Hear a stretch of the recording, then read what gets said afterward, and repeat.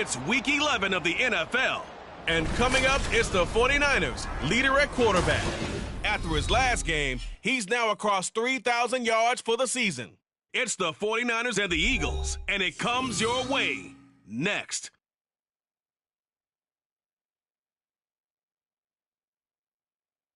EA Sports coverage of the NFL brings us to the so-called Silicon Valley at Levi's Stadium in Santa Clara. Today we've got an interesting Week 11 matchup on tap, as it'll be the Philadelphia Eagles taking on the San Francisco 49ers. With Charles Davis, as always, I'm Brandon Gaudin. Charles, you talk about storylines in this one. I think it begins and ends with our two quarterbacks, certainly two of the best in the business. And nowadays, I don't think you can get by for long periods of time without a top-flight quarterback. The way the game is played, with all the responsibility he has and how the game flows through him, if he's not on the top...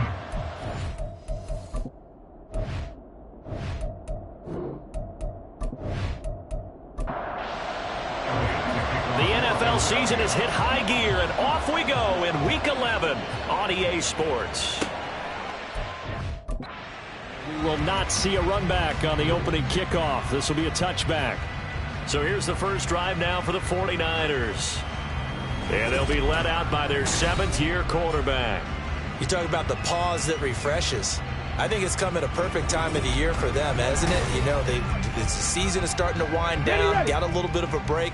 But how about the guy calling the signals? He's got to be excited about that, because now he didn't just get a game plan for 1 week.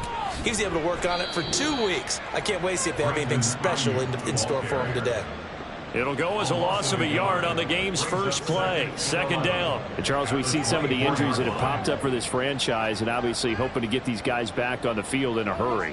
Brandon, I'm going to go ahead and age myself, but I'm going to ask you, when you were in high school and there were injuries, did you hear next man up from your coaches? Well, you hear it every week now in the NFL, that's for sure. You know, back when I played with dinosaurs roaming the earth, you didn't hear next man up. You heard, oh, no, we've got to put in Davis. Line of scrimmage, the 37 on 1st and 10. Back to throw here. A short throw here to Latu. So the completion good for just 3. And it's second down. It's a pickup of 3. Brings up 2nd and 7 at the 41-yard line. He'll look to throw. Oh, he'll want that one back. Incomplete. He doesn't drop too many in that department. Third down. Covered by J.C. Horn. They'll set up to throw. He's going to get that to his running back out of the backfield. And he is going to have the 49ers first down as they're able to get the third down conversion. Well, I think when they look at their offense, they think to themselves, weapons everywhere. And they want to move the ball around. They want to spread it to different people. But you absolutely know they want to get this man involved as well, and that's what they just did on that play. They'll stick with the passing game as he looks to throw. So give him 5 yards there on the pitch and catch, and it'll be second down. It's a gain of 5. Brings up 2nd and 5 at the 44-yard line. Again, he'll drop to throw. And he's going to be sacked. They sack him back right at the midfield stripe. Aiden Hutchinson in there to get him, and that is now sack number 18 on the season for it. A long way to go here on third down for the 8th play of the drive. From the midfield stripe, they'll look to throw. And he has another first down as they'll get the ball down to the Eagles' 21. That gain on third down, good for 28. He's a talented runner, and that means he's always looking for bigger gains when he takes off. Certainly found some bonus yards there beyond the first down marker, and this early drive will continue with that extra jolt from his legs. And they work this near the 5. He'll be stopped at the 6. This game not quite as good as the last, but still over 40 yards between the two. A lot of precision being shown on this opening drive. They've been methodical, they've been crisp, and as a reward, they're going to be set up with an early 1st and goal. A terrific opening drive has them knocking on the door, 1st and goal. Here's Walker. And he's going to press this one forward as they stop him right around the 1. 5 yards, a good run there, and now 2nd and goal. Second and goal. Oh, how about this call down near the goal line? And this one will wind up with him losing yardage back to the 4-yard line. He lost 4 there, and it's 3rd down. This defense is a difficult one to prepare for, one of the best in the league. They'll come at you from all angles, and they did a nice job there stopping him for a loss. They'll look to throw on 3rd and goal. This is caught. A 4-yard pickup, not enough. 4th down. Well, we hear so often how tackling has become almost a lost art in the NFL game, but it's so important to tackle well on these receivers, especially in a play like this one. 3rd down, they gave him the underneath stuff. You got to go and make the tackle right away. And his kick is good. And the 49ers take a 3-0 lead. All in all, a pretty decent opening drive, Charles. Pretty balanced. They had the passing game going and the rushing attack, too. I would think they have to be happy with that start because you get your ground game going, which means your offensive line and your runners are pretty happy, and then you get your aerial attack going as well, so your quarterback and receivers have smiles on their faces. Now both up to speed, awaiting their next possessions for this game. They can't wait to get started again. So now here comes the Eagles offense as they get ready to take over. They'll be led out by a Heisman runner-up during his college days. It's the versatile Jalen Hurts. And they are in rhythm on offense because of him. I mean, right now he's got everything going the way he wants to, finding the receivers the way he wants to, looking over defenses. No interceptions is the number I lock in on. Before a touchdown pass isn't so bad either. Yeah, what a game he had last week. First play of the drive going for 14 and a 1st down. Well, they brought the pressure, and that meant man coverage behind him, so he's still able to complete the pass. Even as he took the hit. And that's what you have to do, because I was just talking with a coach the other day, and he said, look, it's not always going to be pretty back there. You're going to have to give me completions. Even when you're taking some hits, sometimes you have to be your own blitz control, for lack of a better term. Got to make completions, step up, and make those throws, and he did that. Out route, and it's complete to Brown. He'll take this to the other side of midfield before going out of bounds. Holding, offense. They'll come up now on a 2nd and long after the hold. Hurts sets up to throw it. And he's going to have to eat this one as down he goes. Chase Young. It'll go as a loss of about 8 as he gets in there to drop him. Was it a breakdown in protection? Did the running back not pick him up? What does it really matter? Sometimes it's just a great play made by the defense. Big-time sack.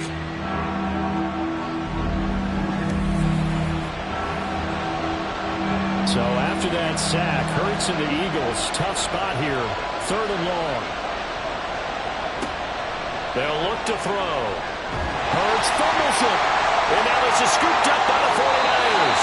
And they take over already 5 yards deep into the red zone at the 15-yard line. But that's a down and distance coach is always talking about trying to avoid, isn't it? I mean, that's 3rd and long. And you just know they're pinning their ears back and coming after him, sometimes even with extra pressure. And he knew that. I mean, he knew they were coming. He just fumbled it. Yeah, he knew it. The offensive line knew it. Everyone did. Yet the pressure was still there, and he ended up coughing it up. Line of scrimmage, the 15. It's 1st and 10. They'll come out throwing here to start the drive. Throw left side complete. That's Walker. This will be stopped about 2 yards shy of the marker. 8-yard gain, 2nd and 2. Ball at the 6 here as they work with a 2nd and 2. Eagles 6-yard line. He'll look to throw. He'll buy some time right. All that gets him is just a yard, and now it's 3rd down. Well, let's give some credit to the defense. They did a nice job there as they flushed him to his right. But he is able to buy some time, extend the play, and turned it into a short gain. Touchdown! Brandon Ayuk is 11th touchdown of the year as his guys are able to extend their lead. Well, it was 3rd and 1. I was expecting runs. So much for that. They pass it, they score it. That had the feel of the head coach telling the offensive coordinator, you've got 4 downs here. We're going to go for it on 4th down unless there's a disaster on 3rd. Go ahead and take a shot if you want to. And he gratefully accepted the opportunity and did exactly that. If they didn't get it there, that had to feel that they would come back and try it on 4th down. Moody good with the extra point. And the lead grows to 10-0. So an early 10-0 lead for them now as they kick it away.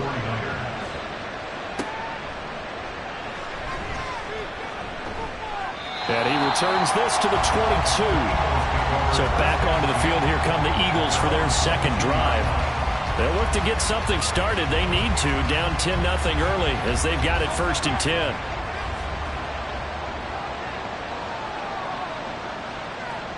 Here's Hurts to throw. That's complete. It's Rashad Bateman. He's got this almost to the 40 before going out. That's a good way to start the drive. 17 yards and a 1st down. 1st down, Eagles. From the gun, here's Swift. And some good acceleration there as he's across midfield to the 48-yard line. Another nice gain. That's now 30 yards between those last 2 plays. He has just eclipsed the 13,000-yard mark for his career. What a career it's been. Incredible running the football. And now a throw on 1st down there, but it's incomplete. You look at this Niner defense. This unit, they're hoping to improve against the pass because right now, Charles, number 27 in the NFL. And those are the kind of plays that this unit needs to make because they know that going against a team of this magnitude and the way that they're playing, they cannot afford to let them get on a roll early. Chip away at their time. Defense.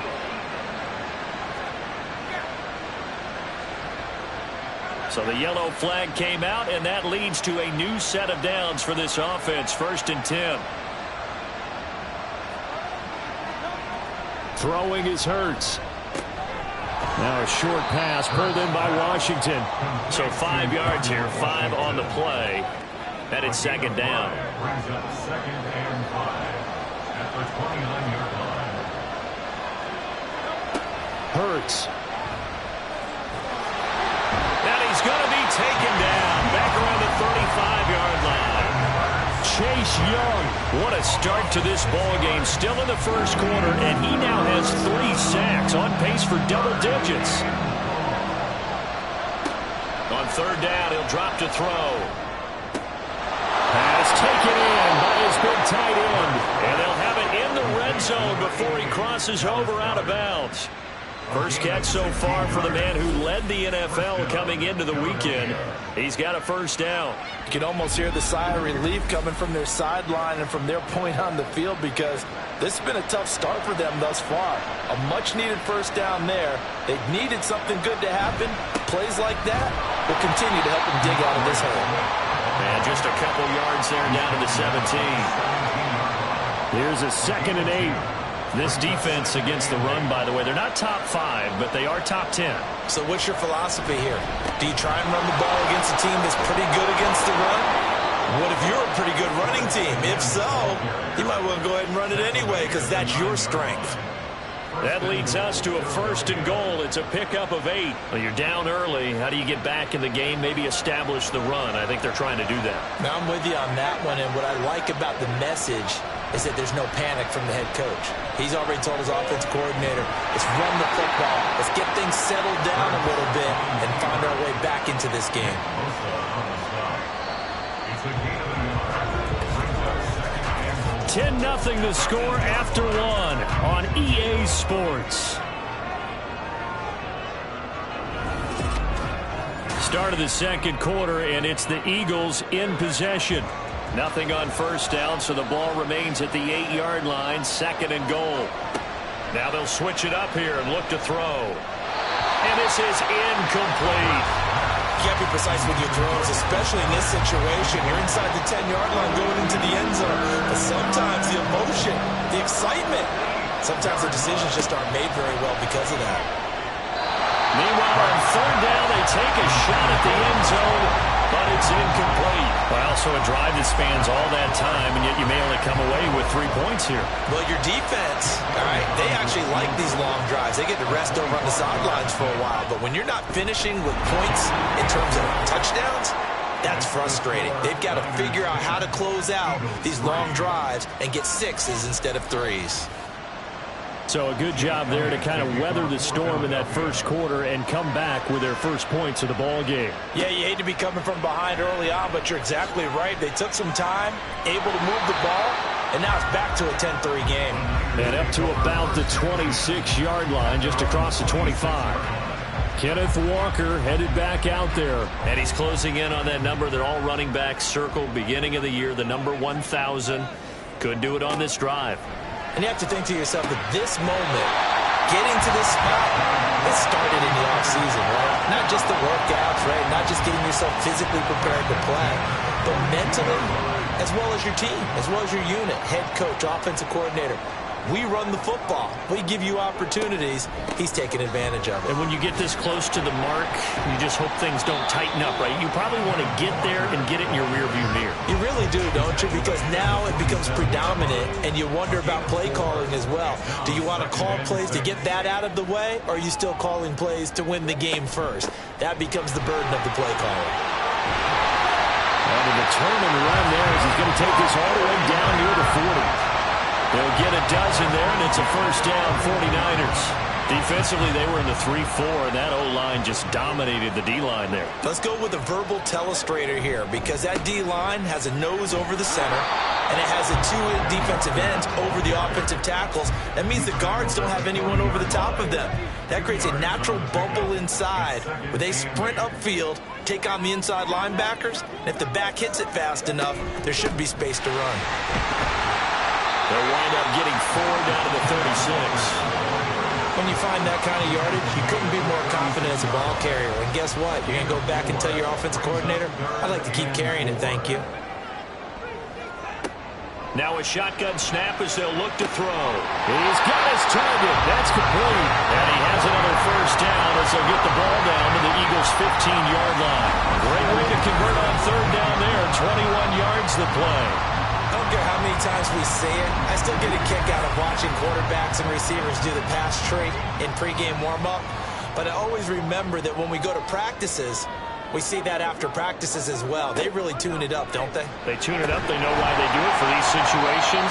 First down. And they build that trust, and that's why they're able to find him in this type of a situation. Ball sits on the 10, 2nd and 5. Brings up 2nd and 5 at the Eagles' 10-yard line. Back to throw. And that is incomplete. So many times we've seen him try to escape the pocket and do something with his legs, but in this case, the pressure was too intense and he made the wise choice to just get rid of the football and make sure no one was going to get it. They'll look to throw again.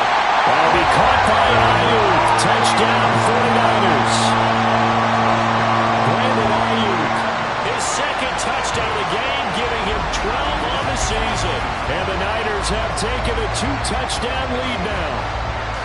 I know Paul Revere talked about by land or by sea, right? You know, 1 by land, 2 by sea. He didn't mention air because right now we're seeing a big-time performance, aren't we? That's 2 touchdowns so far in this game. Where'd you pull that one from? And, you know, every now and then I actually listened in history class. And you're just a scholar all the way around. You're reading all the time. I like that you fit that in for the broadcast. You know, I just grab a nugget when I can. No run back here, down to a knee, and this drive will start at the 25.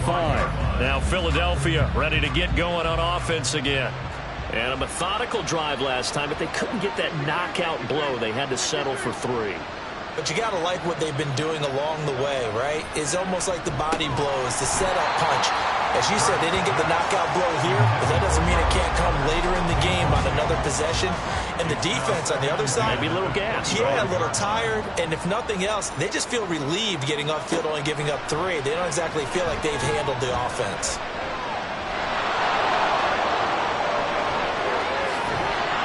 And he'll be taken down, but not before they work it across midfield. Big yardage there on the scramble. It gets him a first down. I am willing to bet He got a monster grin on his face when he saw what was happening.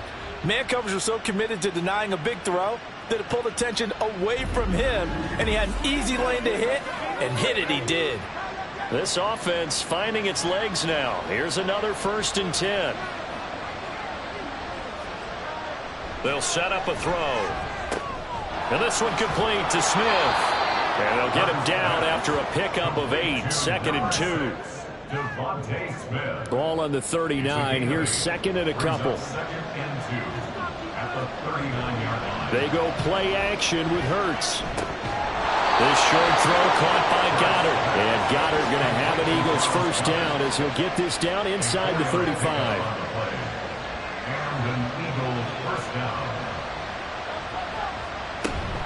They run out of the gun with Swift. 2 yards on the pickup there. It'll be 2nd and 8. That's a good play by the guys on the defensive side of the ball. Held them to a gain of 2. And that changes the playbook a little bit now for the guy calling plays. 2nd and 8. Now he's got to probably think about going to the air instead of maybe staying with the ground game. And he stopped immediately there. Call it no gain on the keeper, and it's going to bring up a 3rd down.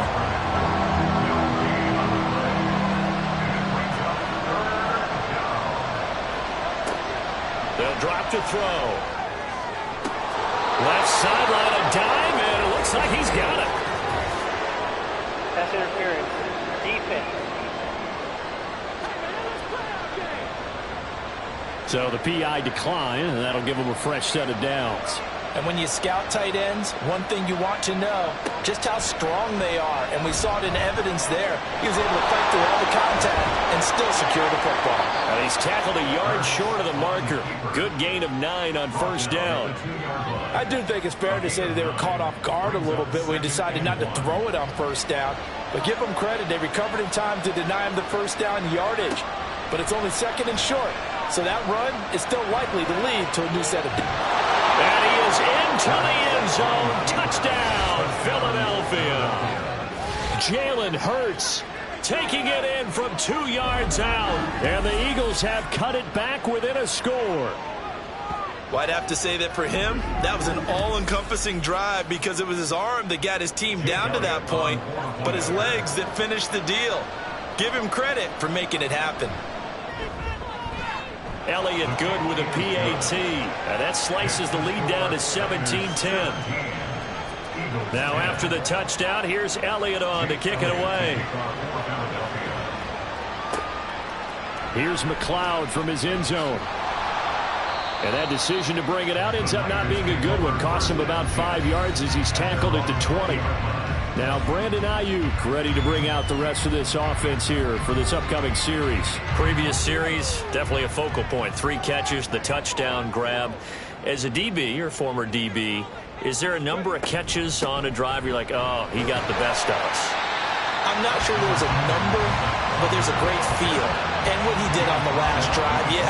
Especially with a touchdown. Yes. You're never happy. You're exactly right. The way he capped it off, so you feel that at the sideline, and now you're looking at your buddies and saying, okay, what are we going to do to take things away from him? Because I'm not sure the other guys can make those sort of plays, so let's make sure that we don't let him get going again.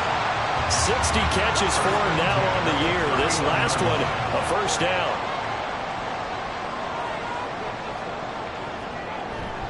Up the middle, here's Walker. Breaks the tackle, he's got room to run. And he's going to have a Niners 1st down as the tackle made it about the 43-yard line. I'm not sure how much more evidence they need, partner, than to understand that if they don't start to slow him down, it's going to be a long afternoon here at the stadium because he is just shredding them at this point. And let's face it, coming into the game, they knew he would be the focal point of their attack. This is going to take an 11-man unit on the defensive side to start making plays. On 2nd down, it's Walker. And he got blown up. Losing yardage on the play back at the 44. A yard in the wrong direction makes 3rd down tougher. 3rd down and 9. They don't need to run another play here before the 2-minute warning. Let's see if they do it anyway. They're going to look to throw. And to the 46 he goes and no further, so he is well short of the first down marker. He opted to go with a scramble, gets 2 yards, and now it's 4th. Here comes the 49ers punter now, as he's on to punt for the first time this afternoon. This is away, but boy, headed straight for the sidelines. And no return here. Where will they spot it? They say just outside the 20-yard line. The Eagles just about set to go to work on offense. And, Charles, if the season ended today, and it's not going to, we still have December left. More football. We're only in November. But they would be a wild card team, and that's great. They'd be in the playoffs, but you know they're trying to bump up to be one of those division leaders. That guarantees you at least one home game in the playoffs, and that's what you're really seeking. But there also isn't much margin for error for this team, right? Because right where they're sitting, a 2-game losing streak can have them out of the playoffs, so they've got to make sure they continue to keep the momentum down. Absolutely. There's some sharks smelling blood in the water behind them. And now look at this. Big gain, but a fumble. And now this is scooped up by the 49ers. And the possession is theirs at their own 43-yard line. Had some good yardage there, too, before he fumbled that football, Charles. Yeah, just think about it this way. Running backs, as a general rule, they kind of know when the end of a run is near, and you notice how they cover up, right? They protect the football. Sometimes quarterbacks forget that out in the open field. After a while, you start to wonder, does the running back coach visit the quarterback coach and say, hey, I can help you with this. We can protect this and make sure we keep the ball. They'll come out throwing here on first down. Trying to fit it into Moore, but it's intercepted. Picked up by Denzel Ward. And the Eagles are going to have great field position here as this is returned just shy of midfield. Well, he's certainly not been afraid to take some chances downfield. Now, look, it's paid off for him a couple of times. That time, not so fortunate. And that's where I want to start, what you said. It's paid off a couple of times. So his aggressiveness has been good for his offense for the most part. So he throws an interception there. No one likes that, but I would not rein him back in. The return on investment thus far has been pretty good. 2 touchdowns to 1 interception. They'll throw on first down with Hurts. He'll get this one complete. That's A.J. Brown. And he's going to be out of bounds, but not before he takes it inside the 40. First down yardage on the first play of the drive. Give him 14.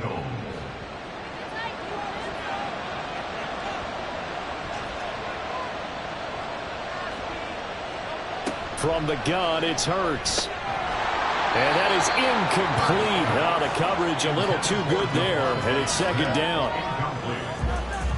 It leads to 2nd and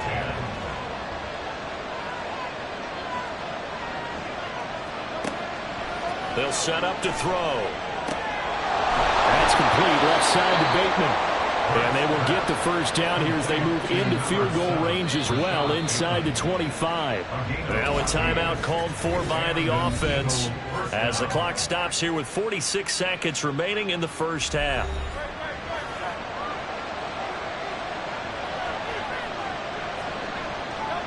On 1st and 10, it's Hurts.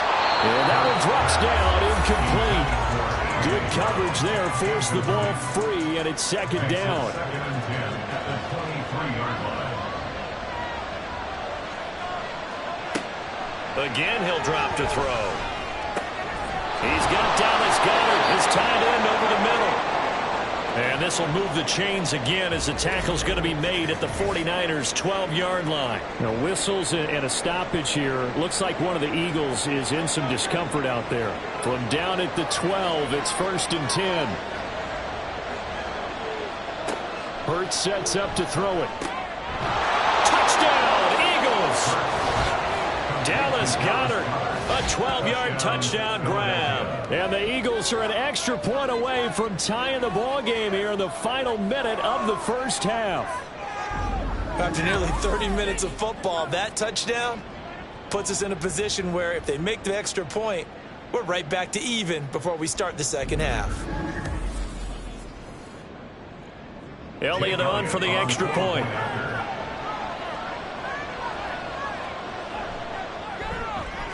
And he gets it to go, and we're all even, 17 apiece. So the drive there took 6 plays. And the drive was all finished off on the touchdown catch by Dallas Goedert. Here's McLeod from his end zone.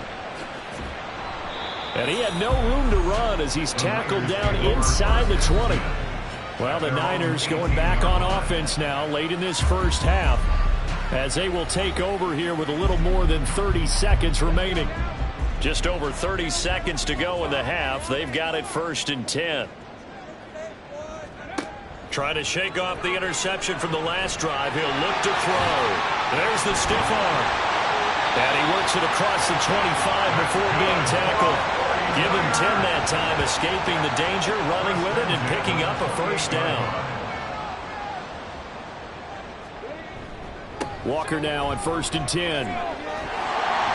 And he's going to be taken down here as that will lead us to the end of the first half of play.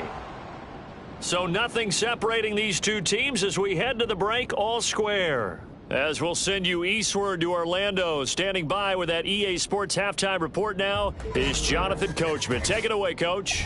All right, Brandon, thanks very much. Things starting to get interesting in this final weekend before Thanksgiving.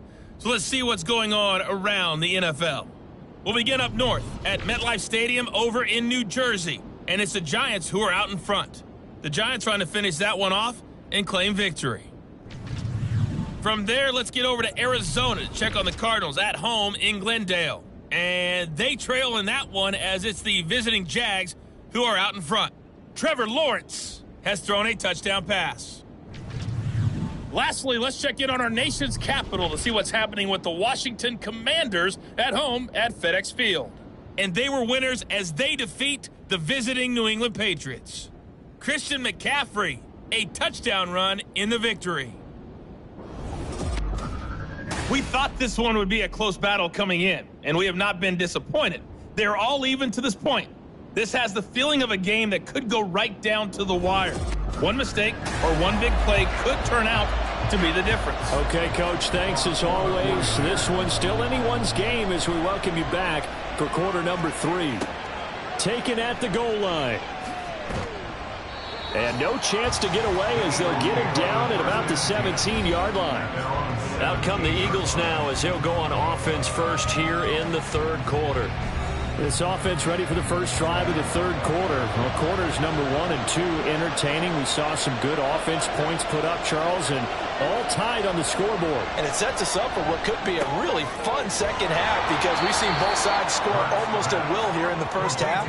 And now, here in the second half, getting the ball first, you've got to think, hey, we can go out and really run our offense the way we did in the first half. But if I'm a defensive player, all I'm thinking is, can I make a play to really help out my team and break this streak of offense? On second down, Swift. And this one will go to the 28-yard line. 4 yards the pickup, first down. Let's face it, when you have a guy who can pick up those types of runs and keep the chains moving or stay ahead of the chains, you're making everyone else on offense happy because you're opening things up to allow for a whole lot of different play calls. And he'll take this up near the 35, maybe the 34. Now 2nd and 3.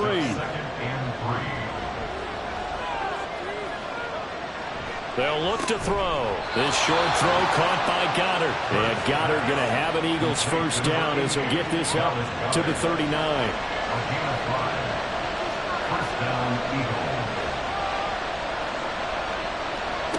Here's Hurts to throw. He delivers another to Goddard, complete.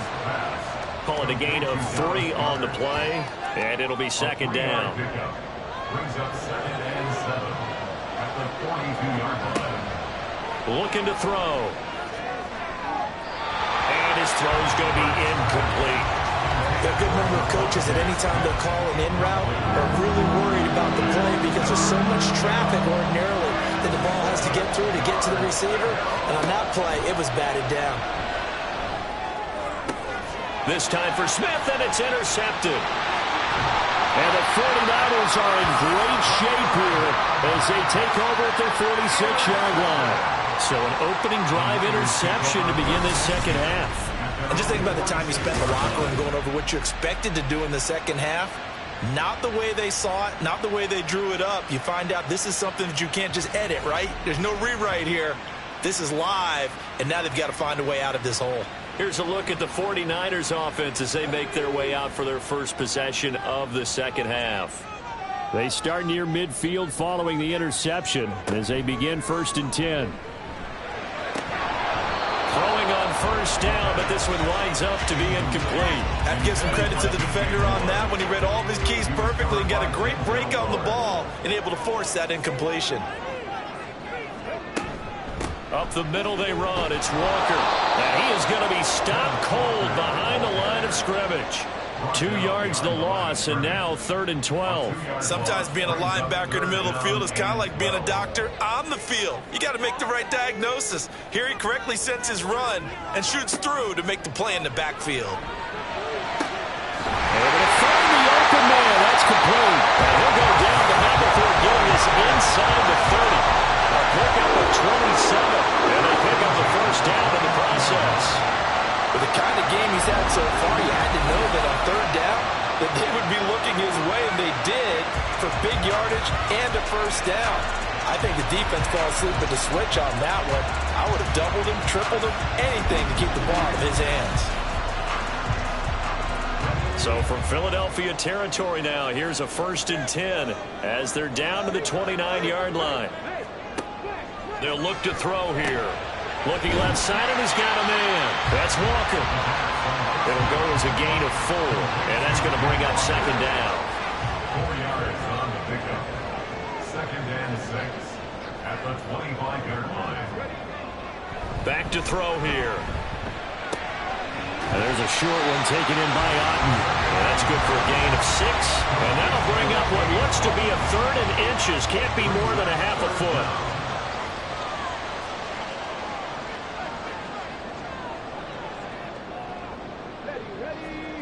They'll stick with the passing game as he looks to throw. Setting up the screen here. This is Walker. And he is going to have a Niners first down as they're able to get the 3rd down conversion. Sometimes when you run a screen pass down in the red zone, it's really tough to create a lot of room to operate. The field's pretty condensed. But that was really well designed there, and they're able to pick up a first down. Back to throw again. And he hauls it in the end zone. Touchdown, San Francisco. DJ Moore from 10 yards out. And the 49ers have now taken the lead. So this game tied at the half, but we are tied no more. A touchdown there on the opening sequence of this 3rd quarter. And what a great drive put together by their offensive coordinator. He had a plan, and they executed it almost to perfection, coming right out of the locker room. Now they're feeling good about their chances here in the 2nd half. Moody good with the extra point. And they will take a 7-point lead. So that winds up a 7-play drive all told. And it concludes with a touchdown reception by DJ Moore. So after the made field goal by Moody, he's back out to kick this one away. This fielded right at the goal line. And he'll get it up just past the 20 as his guys will go to work at the 21-yard line. And out now come the Eagles. So now, Charles, this drive maybe a touch more important, trying to erase the memory of that interception they had the last time out. Yeah, and everyone goes through this because even the best in the game, you're going to have games where it just doesn't go right for you and interceptions result. So, frankly, to me, it's all about how you respond, not just the types of plays that you call, but how you carry yourself, how you show your team that you're still with it, and how you continue to lead.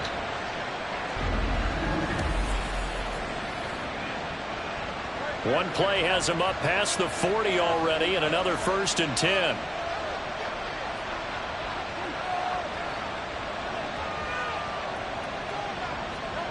Throwing is Hurts. He'll find Bateman once more. And they'll get him down as he's inside the 40. It's another first down as they look his way again, this time 19 yards. Just more of the same here. It's back-to-back catches for him to start the drive. They've looked his way quite a bit, and with good reason, as this duo picks up yet another first. Well, he's free going down the left side. It's a foot race. And he's going to get this down near the 20-yard line. Another good gain. That's now 35 yards combined on those last 2 plays. On 1st and 10, it's Swift. And now a pause because we got A.J. Brown dinged up on that last play, and they're going to have to get some medical attention to him. Well, the medical staff is going to come out here and take a look, and we will take a short break. Two big plays in succession. Not sure this D knows what hit him, but now they got to get ready. It's 1st and goal. Swift is not going to get a whole lot, maybe a yard down to the 3. They'll say no gain on the play, and it'll be 2nd and goal. No gain on the play. Leads to 2nd and goal at the 3-yard line. Hurts. And it'll be intercepted. Picked up by Talanoa Hufanga. And the Niners are going to take possession here. It's a touchback, and they'll take over at the 20-yard line. So a good drive with a bad ending, Charles. They move it down the field well. Cannot finish it off, though, as it's intercepted in the end zone. Deflating, that has got to be the word here, because they were sharp in moving it down the field, but sometimes you start thinking like a touchdown is a given, and it doesn't always work out that way as we saw there. The San Francisco offense ready to start their next drive. Here's Walker to start the drive. And he is met in his tracks behind the line of scrimmage.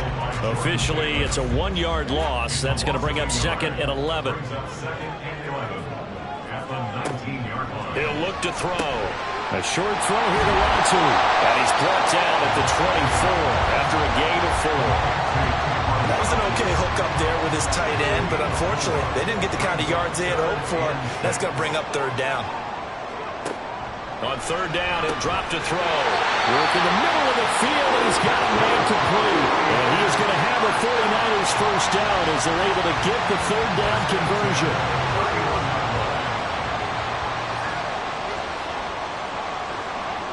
Now back to throw.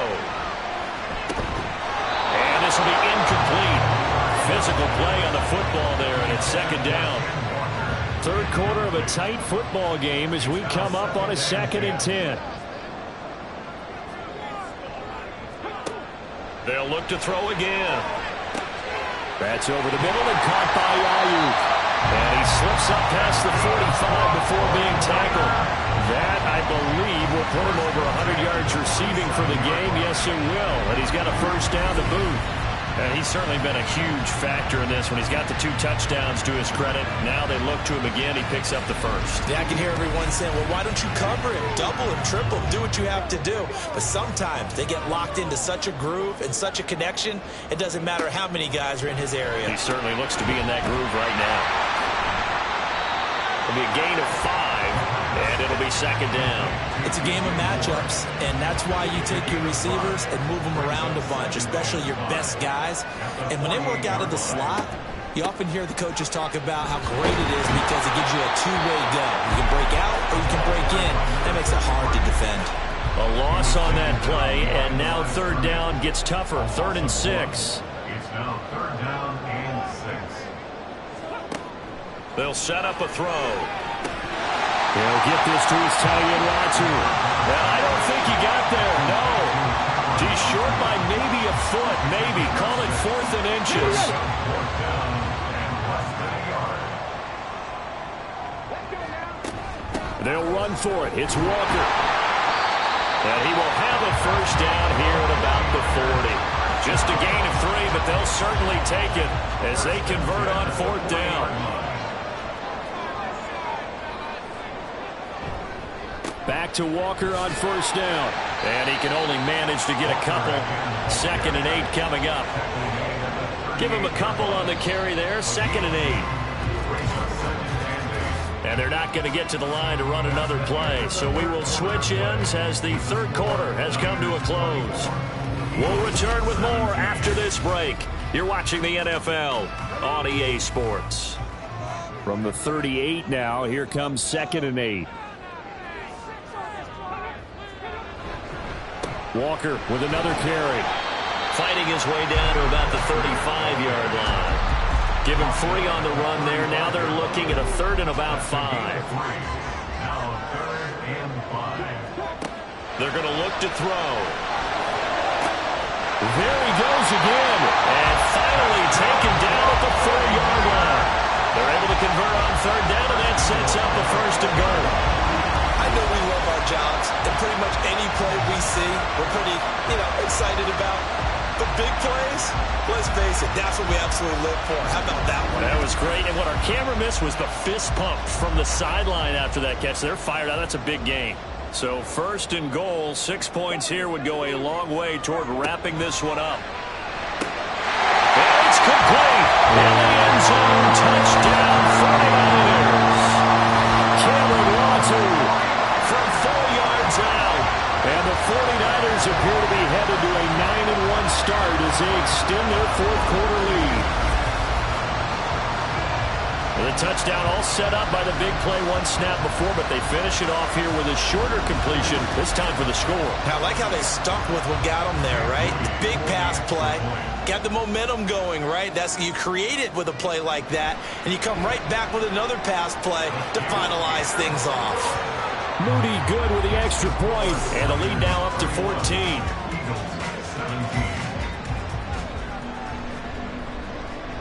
So here's Moody back out there now to send this one away. This taken in at the goal line. And taken down just past the 20 at about the 21-yard line. The Eagles coming out as they get ready. They are looking to make a bit of a 180. They are sputtering right now. And frankly, I think it's time to call your playmakers together and say, all right, guys, we're going to lean on you through this patch. We need you to get us back on track and get us going in the right direction. So you're calling plays geared to them. Not necessarily what you look at your plays, oh, this hurts the defense. I want the ball in the hands of X, Y, and Z and see if we can move forward. So don't get too cute. Go to the playmakers. Hurts throw complete there to Bateman. And up to the 35 before they're able to knock him down. They picked up 5 yards last time. Now they double it and get 10 here.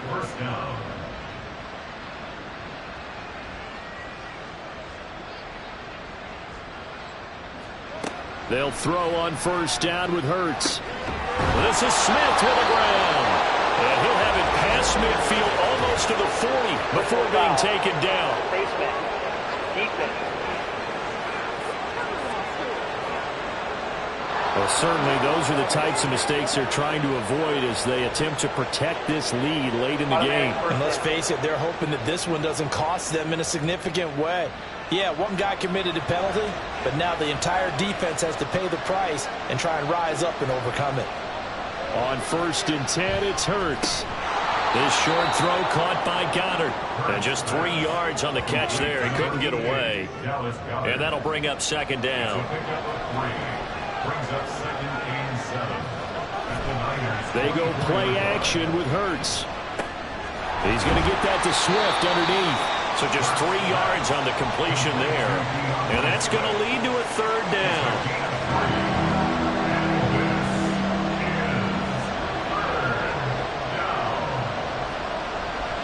Swift going to try at the middle. And he picks up the first down yardage as he takes this one down to the 15. Give him the third down conversion, 5 yards on the play. So signs of life in what's been a dormant offense in this second half. Here's first and 10. They'll stay on the ground with Swift. And they get to him quickly here as he stopped right around the 13. 3 yards on the pickup there, and it'll be second down. A 3-yard pickup brings up second and 7. Hurts sets up to throw it. And that's out to the flat for Swift. And down inside the 10 here before he's out of bounds right around the 7. The Eagles on third down. They've hit it 50%, 3 of 6 to this point. They're up against a 3rd and 1 situation. Flush to his right. And he'll take it into the end zone for an Eagles touchdown. Jalen Hurts taking it in from 7 yards away. And the Eagles have made it a one-score game again here in the fourth. Elliott good on the extra point. And now things get a bit more interesting here in this fourth quarter. Taken at the goal line. And he won't get this to the 20-yard line as he's down at the 19. There's receiver Brandon Ayuk as San Francisco's offense returns to the field. And I know that they've double-teamed him a couple times, but not a ton. Whatever they're doing isn't working. He's up over 100 yards. We'll see how they adjust. And when they do that, they weaken their defense in other places as well. And how many times have we done games where we... Pressure comes, and down he goes. The Eagles get there for the sack. It'll be a loss of 7 on the sack, and it brings up second. 17 at the 12-yard line.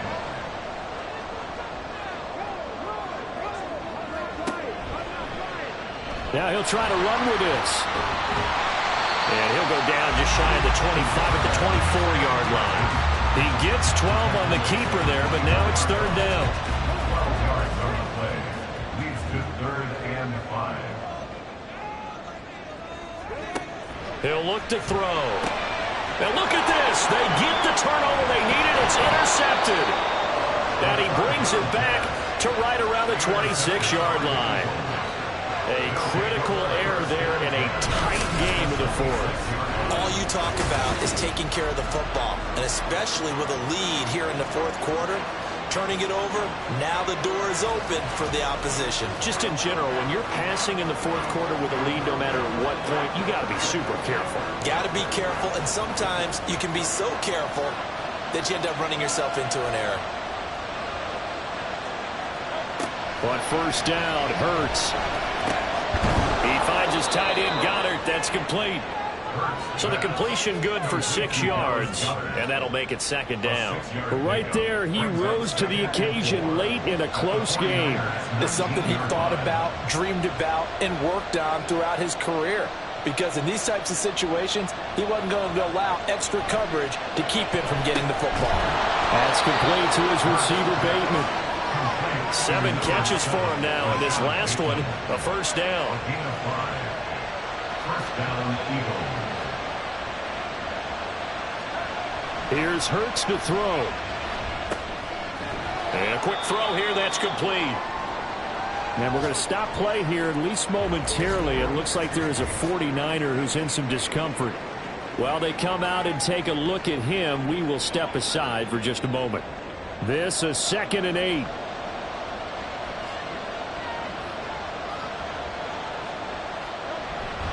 They will run straight ahead with Swift. Shrugs the tackle. Nice. And he can't quite get there. Tackled down at the 1. 79 yards rushing for him here as he starts to close in now on 1,200 yards for the season. A looming decision to make on the conversion, down 7. But first things first, they need to score as they come up on 1st and goal. And he is into the end zone. Touchdown, Philadelphia. Jalen Hurts punching it in from a yard away. And the Eagles are an extra point away from tying this game here on the 4th. We are set up for a fantastic finish now. A fourth quarter touchdown here. We're an extra point away from a tie football game. And I know they're thinking about possibly going for 2, but I'd go ahead and kick this one and just get it back to level.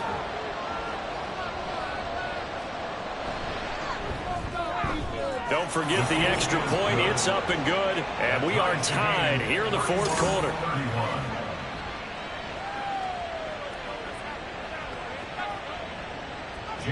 Now this one setting up for a great finish. All tied in the 4th as the kick's away. Here's McLeod from his end zone. And tackled at the 21-yard line, so a net negative there of 4 yards. San Francisco's offense returns to the field.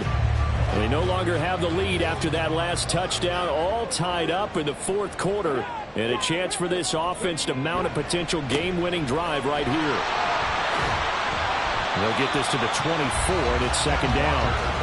Give credit to the defense for stringing that play out, and they gave up no cutback angle. You know he was trying to dart through. No place for him to go. A nice job there, only giving up a 3-yard gain. They try to throw on second down, but this one is incomplete. I know at times people think we use it too often, but you've got to be able to throw guys open, and when you read zone, you've got to stick it in there before your receiver gets to the next guy in the zone. Otherwise, you bring him into the play. And that's precisely what allowed that defense to disrupt the pass. And now the third down throw incomplete as well. The defense did their job. Fourth quarter, big stand. No doubt about it, because the offense has been yelling at them from the sideline. Just do us a favor. Get us the ball back. Give us one more chance to take it downfield. The defense just did them a solid, it appears. And when they get the ball back, they can kind of play free tie game. They're not behind. Just 34 yards on the punt there. No return. And the Eagles will have it, taking over 1st and 10.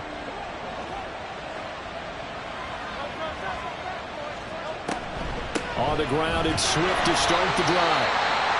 And he is going to be stopped cold behind the line of scrimmage. Now we'll get a stoppage here, as it appears we've got an Eagle slow to get up. Well, now they're going to come out and take a look at this injury, and we'll be back in a moment. First play of the drive goes the wrong way. Here's 2nd and 12. Now they'll throw here out of the gun. Smith catches left side. And he gets this to the other side of midfield across the 45 before going out. 60 catches for him now on the year. This last one, a first down. Tell you what, he's been able to put the ball in some tight spots all game long. That throw, no different. Yeah, a lot of people would call it a gutsy type of a throw. I think he looks at it as, I can do it, so it's not that big of a deal to me, and I'm going to keep firing.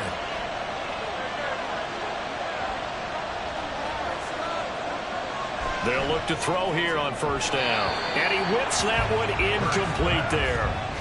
The coverage keyed in on him since that last completion his way. He earned a little more attention on that route, and that made it a lot tougher to get a clean throw his way. 2nd down, here's Jalen Hurts. A hit as he throws there, incomplete. What we're seeing so far is the defense is certainly coordinated. Both levels doing their jobs in tandem. The back helping the front helping the back. The pressure got home on that last play and forced him to try and throw through contact and short of the sticks. Now the throw on 3rd down, knocked away and incomplete. Give him credit for excellent coverage, tight coverage. They're doing a lot of things that we talk about in basketball. They're causing disruptions in the passing game. And as long as that continues, it'll be tough for them to gain any momentum throwing the ball downfield. The kick by Elliott is good. Charles, even as long field goals become more and more common, this is still very rarefied air. Only just over 20 field goals have been kicked from 60 yards or further, and you can add his name to the list now. And as calm as he tried to present himself, there's no doubt there were some nerves as he lined up to attempt that kick. But once the ball was snapped, he just swept the leg and boom, over the crossbar. The 49ers ready to set up shop again offensively. And now they find themselves trailing following the field goal. Still a good amount of time in this 4th quarter, but this drive very well could determine the outcome of this ball game. Over the middle and into the hands of his receiver, Moore. And he gets this one just shy of the 40, down at the 39. So from the 39 now, they'll come up on a 1st and 10. They'll drop to throw. This will be caught at Samuel. And he'll go down, but not before getting this inside the 30. Well, this game has certainly had no shortage of offense. Both teams have been revved up from the start. And here's yet another big play. Boy, both defenses have just got to be dragging out there because they've been run ragged throughout.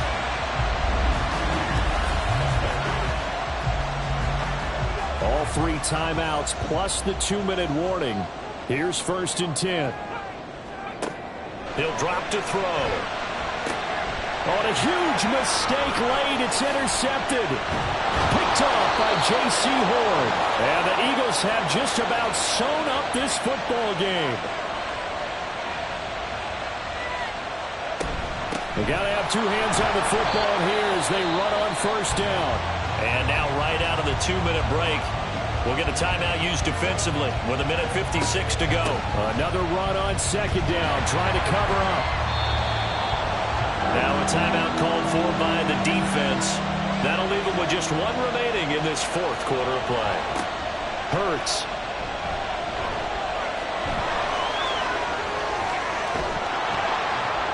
And they work this well upfield across the 45. Now the Niners going to signal for their 3rd and final timeout as they'll talk things over prior to this upcoming 2nd down play.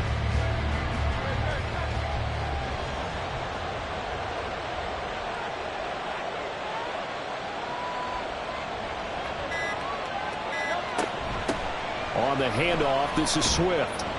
And he's got this one across midfield into 49er territory. You can really tell right now both sides have amped up the aggressiveness. That time the offense winning the aggression battle. And the defense was obviously aiming for the football, maybe a little bit more so than the runner himself, and that's why he was able to break through and get the gain that he did. Partner, they took a knee to finish this one off. To me, that's the only thing they lost in the fourth quarter. How about that comeback? Yeah, trailed coming into the last frame. Got it done, taking the knee. On is the punter man as he boots this one away. And this will be out of bounds, and they spot it at the 15-yard line. Not too bad. What a game we were treated to in this one. And on that final play, they had a chance. They had the ball just beyond midfield for one final shot, but couldn't get it done, and they suffered the loss. Yeah, and you mentioned how they had a chance on that final play, and getting it to midfield gave them that opportunity, hoping they could find their way to the end zone and make that miracle happen. A really good ending to an entertaining contest, though. So for the Eagles, the great run they've been on continues as they move to 9-1 now. And now they'll get the short week as they get set to play at Dallas on Thanksgiving. Meanwhile, for the Niners, they suffered just their second loss as they drop to 8-2 now on the year. And they'll look to regroup next week as they head to Houston to take on the Texans. That'll do it for us. I'm Brandon Gaudin alongside Charles Davis. Thanks to our entire crew as well. We'll talk to you next time. So long, everybody.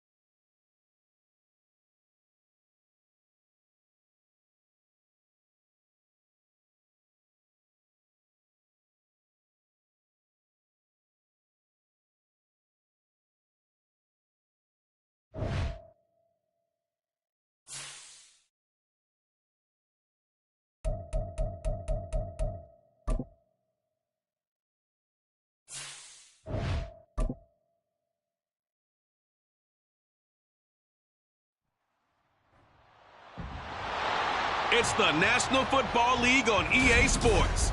And we've got the Dolphins, leader at quarterback. After his last game, he's now across 3,000 yards for the season. It's the Dolphins and the Chiefs under the lights on Sunday night.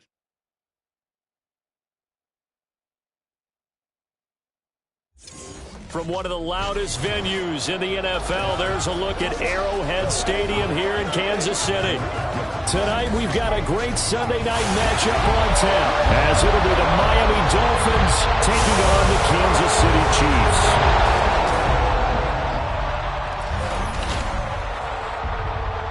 With Charles Davis, as always, I'm Brandon Gaudin. Charles, you talk about storylines in this one. I think it begins and ends with our two quarterbacks, certainly two of the best in the business. And nowadays, I don't think you can get by for long periods of time without a top-flight quarterback. The way the game is played, with all the responsibility he has and how the game flows through him, if he's not on the top of his game,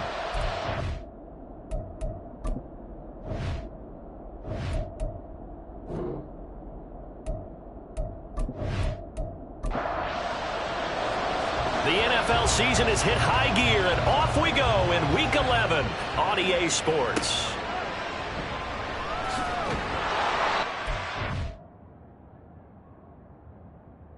Good special teams coverage as they bring him down just outside of the 15.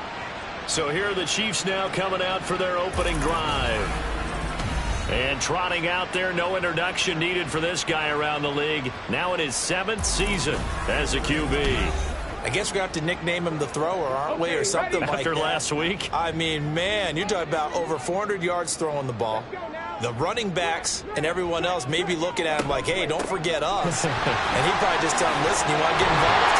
Go out and catch some passes. I'll make sure you touch it. And he's taken down, but not before he gets this across the 25-yard line. Great beginning there under the bright lights of prime time. Yeah, it takes you back to high school football on a Friday night, doesn't it? When you feel like every eye in the county is on you. In this case, every eye in prime time is on you.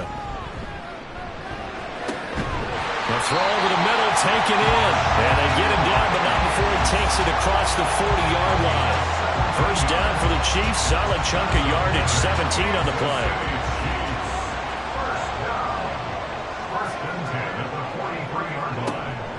They'll run out of the gun with Pacheco. And now the ball's out, fumble near midfield. Wow, that ball gets knocked free, but a teammate comes along and scoops it up. It's almost like baseball. Guys at bat, people are on base in scoring position. One guy doesn't get him home. The next guy comes through and picks him up. And avoids the turnover. And a second down pass play there, but it's incomplete. But you look at this defense. They come into play number 12 in the NFL against the run. And that play right there shows exactly why they're so good against the run. Held the line of scrimmage, held the point of attack, and stuffed him for no gain. They end up getting stuffed twice after that 9-yard gain back on first down. I like the strategy. Extra tight ends, extra beef. They want to run the football, but that means they probably want to run it inside. If you get strung out on the perimeter, you're in peril. Yeah, we saw the result, negative yardage.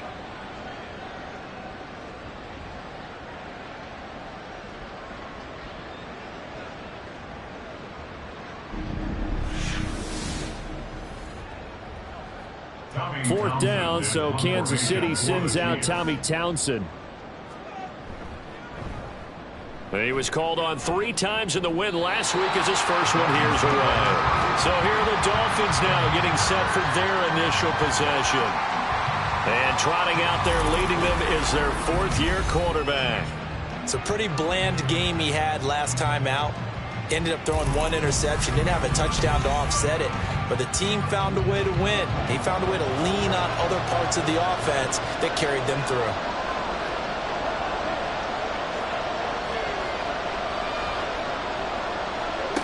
On first down, Jarrett. And he's taken down. A Chiefs sack. Leo Chanel has now recorded 10 sacks on the season. It may be cliche, but it is something that holds up over time, doesn't it? If you're the visitors, you don't want to let the crowd in the game early. Yeah, and that's exactly what they did there. But you said also this defense, they're going to give them a lot of looks like we just saw there, aren't they? They certainly are. They're a proud unit, and they're going to ride the momentum of this crowd with them, and that's why they got after them early. To throw on second down. Jarrett. A quick throw there is incomplete. And this drive is almost over before it began thanks to a great defensive effort. Sack on first down, followed by an incompletion. One more good rep, and they get off the field. Now a third down throw, but it misses the target, incomplete. One thing that you're going to see from this offense is that they love the matchup with their wide receivers against this secondary. That one wasn't successful, but don't expect them to back away from attacking all game long. Now on fourth down, on is the punt team sending this one away. That'll be a 49-yard punt, 6 yards there on the return. And it's Chiefs football, 1st and 10. Kansas City taking the field for their second drive. Defense got the better of them last series, forcing a punt. See if they make a few changes in the game plan here and try to get points out of this drive. 1st and 10. A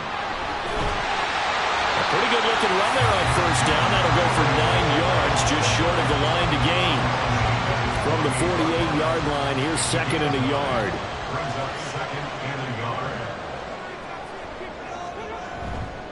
The play action fake. They'll look to throw. Under a heavy rush, and down he goes. You know darn well both of these teams reviewed the film and saw that this defense had 5 sacks last week. They got to keep their QB upright. And they're going to try their best to do exactly that. But they're facing a team where getting to the quarterback is a mindset. It's a mantra for them. And they play a game within the game. And you know what it is? Let's race to the quarterback and see who gets there first.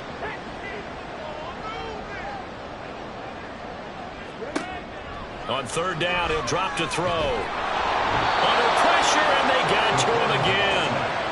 More than one defender there, and that's a loss of 5 on the sack. And this is what you've got to do against a quarterback like him. You've got to keep him in the pocket and not let him get to the perimeter, because once he gets outside, that's where he can really hurt you. On is the punter Townsend as he gets this one away. And this will be taken at the 13. A very nice punt that time, but they get 11 back on the return. And it'll be Dolphin football. So Miami coming out for their second drive. These guys definitely hoping for a better showing than their last appearance. They couldn't really even move the football much beyond the shadows of their own goalpost, Charles. We'll see if they can get a better, more sustained drive going here. Yeah, every team that we ever talk to says the exact same thing. When you start a drive from that deep in your own territory, the goal is a minimum of at least 2 first downs, because even if you have to punt then, you change the field position, right? You flip the field a little bit. They didn't get that done. This time they want to string together a nice drive and help themselves out.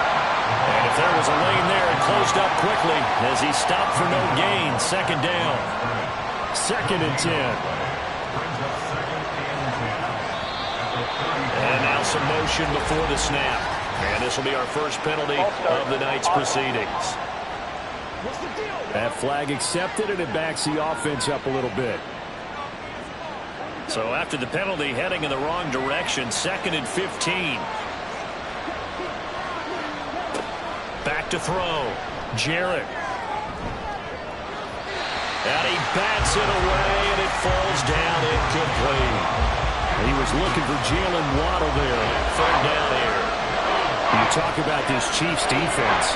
They enter play here 24th in the league against the run. And this group talks all the time about wanting to be better, getting stronger against the run. And to me, it all starts up front. You've got to win the line of scrimmage in order to play against the run very well. 3 yards, all they could muster there, and it'll bring up 4th down. Here's A.J. Cole now to punt this one away.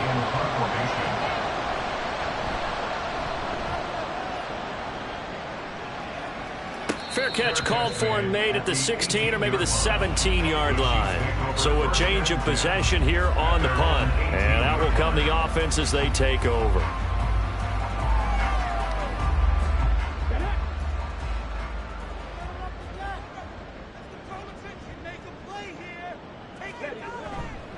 Now a play fake here on first down. Throw left side to Kincaid. Pretty darn good, as you see right there on your screen. I'll echo that. darn good. 2 touchdowns, right? And the ability to be in sync with each other, right? To understand that he's going to be where the quarterback expects him to be when the ball's thrown. A run by Pacheco on 2nd down. And he'll manage only a couple here up to the 25.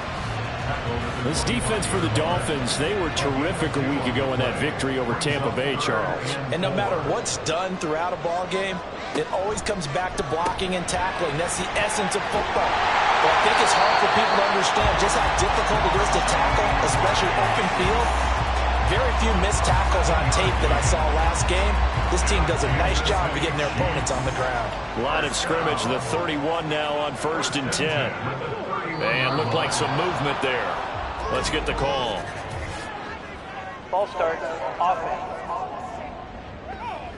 The offense knew it. They were already starting to walk back as that one is accepted. The false start backs them up 5. 1st and 15. They run it with Pacheco from the gun.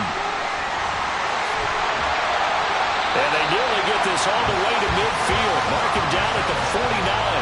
43 yards rushing for him now as he has gotten the night off to a hot start. Relatively small sample size, but that's his longest run of the first quarter. Bounced it out to the outside to make it successful. And to get there, you actually need some help. It's not just your pure speed getting to the corner, making sure that the blocking is taken care of inside so the pursuit doesn't get you. And oftentimes, those wide receivers, tight ends that might be flexed out, they've got to control the edge and make sure no one from the outside can spoil the play before he gets there. And this will be stopped at the 44. That one good for 7 yards. From the 44-yard line, here's 2nd down and 3.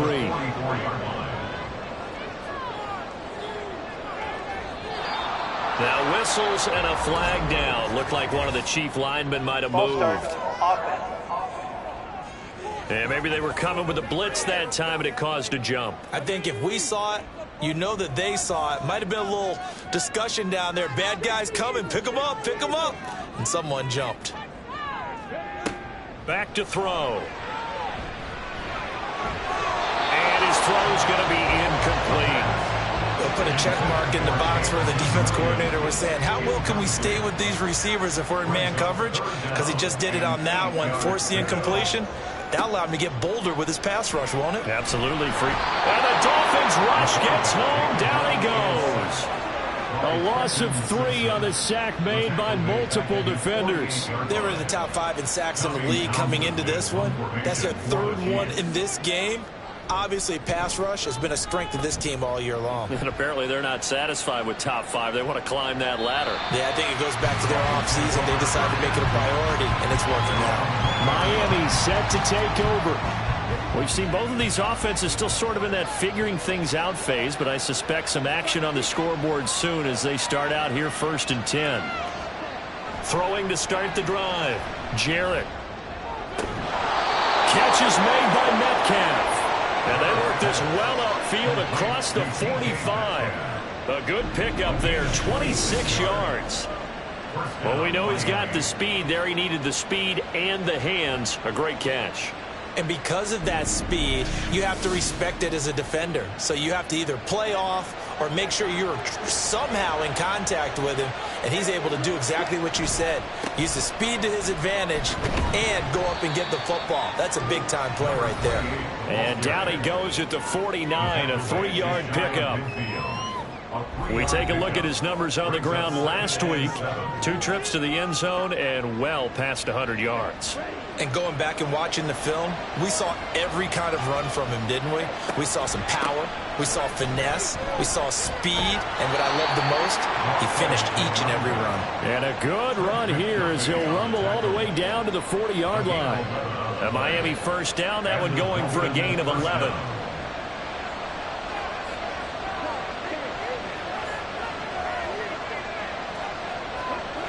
Looking to throw. Jarrett. Looking left sideline, it's complete. And they are able to stop him, but he does take it all the way to the 2. A big pickup of 38. Well, make that now 2 completions for him on this drive, and these aren't ordinary completions. They're big ones. Yeah, these are the types that make a secondary talk to each other and not in a good way. Oftentimes pointing fingers. Hey, who's got him? Someone cover it. That type of indecision can open up to even more big plays. Achane is not going anywhere. He'll be hit and dropped for no gain at the 2-yard line. Second and goal, and they will try again from the 2-yard line.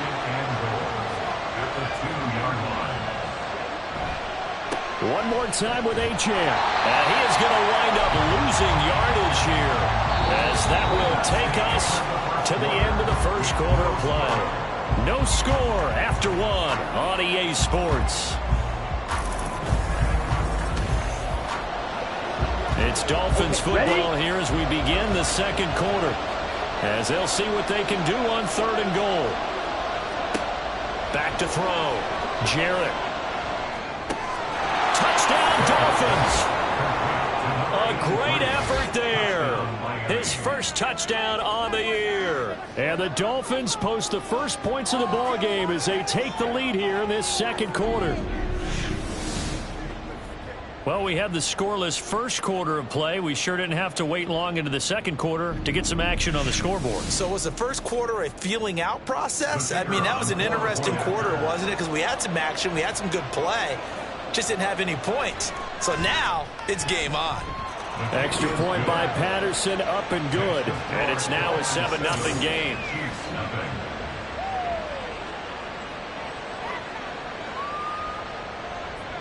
The kicking team out for Miami as they will send this one away. Here's McLeod from his end zone. And ultimately, he stopped right where he would have been if he had simply gone down to a knee at the 25. Out now the Chiefs offensive unit ready to do battle again. The results for them so far not that great. Well, not good at all. 3 drives, 3 punts. Yeah, and now what you're doing is you're looking at your play sheet, trying to figure out what you're going against defensively. I wonder, are they showing them something they haven't seen or anticipated in practice, and maybe that's throwing them off? Or do they just have to go to a different play calling section and try and run some offense that way? Throwing again on second down, but this time it's incomplete. It's another zone defense. It looks like it's open for possibilities, but they did a nice job patrolling the middle of the field and forcing an incompletion. On third and short, they'll try and pick it up through the air. And they'll get it up just short of the 45 at the 44. First catch for him. It's good for a dozen and a first down. Well, sometimes our pregame meetings do pay off, don't they? What did the guys in the locker room call him? Well, they said it with a chuckle. They called him old reliable. Yeah, that means he doesn't move quite as fast as he used to, but he still knows all the tricks, doesn't he? Even that little gentle push-off in order to get open, he finds a way to pick up a first down. And he'll protect himself at the end here as he winds up getting pretty decent yardage. He'll wind up getting 9 after tucking it and running, so it'll leave him with second and a yard. On play action, they'll throw. Rush coming, and he's taken down. They'll wind up losing 10 on the sack, and it'll lead to a third and long. Well, last game he had 2 sacks. Got another one here, picked up right where he left off. Brandon, he spent the entire offseason working on new moves, new techniques, trying to add to his arsenal of pass rush moves. Certainly paying dividends in what we've seen so far. The offense on third down tonight, 2 for 5 to this point. This is 3rd and 11. They'll set up to throw. Work in the middle of the field, and he's got a man complete. And they will touch him down, but not before he gets the first. His first catch, and it's a pretty big one. They get the conversion on third down. This offense finding its legs now. Here's another 1st and 10. Headed straight, it's Pacheco. And he'll be brought down on the 30-yard line after a gain of 6. The Chiefs at 6-3 on the year. They were winners their last time out, so they'll be looking to make it 2 in a row. And so much about football, partner, comes down to mindset. Being in the right frame of mind, and the best way to get in that good frame of mind, winning. So they come in feeling good. They get the home crowd behind them. I think it's going to be tough to beat in this one. Back to throw now on first down. And it's knocked away and incomplete. This could be the start of a nice stand from this defense now after getting walked backwards on this drive. Come through with another one here, and you have them staring at a 3rd and long, and that puts the defense in a position to dictate to the offense. And he gets it inside the 10 to the 9. Hold on here, because on that last run, it looks like we have a player who was shaken up. We'll step aside and get an update when we return to KC.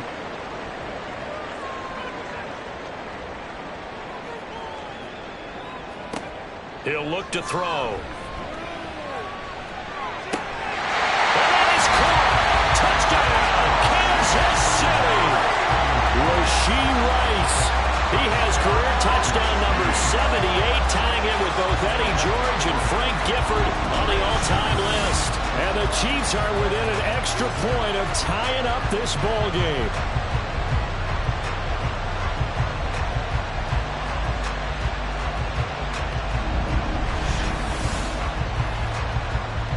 Harrison Butker is on for the extra point.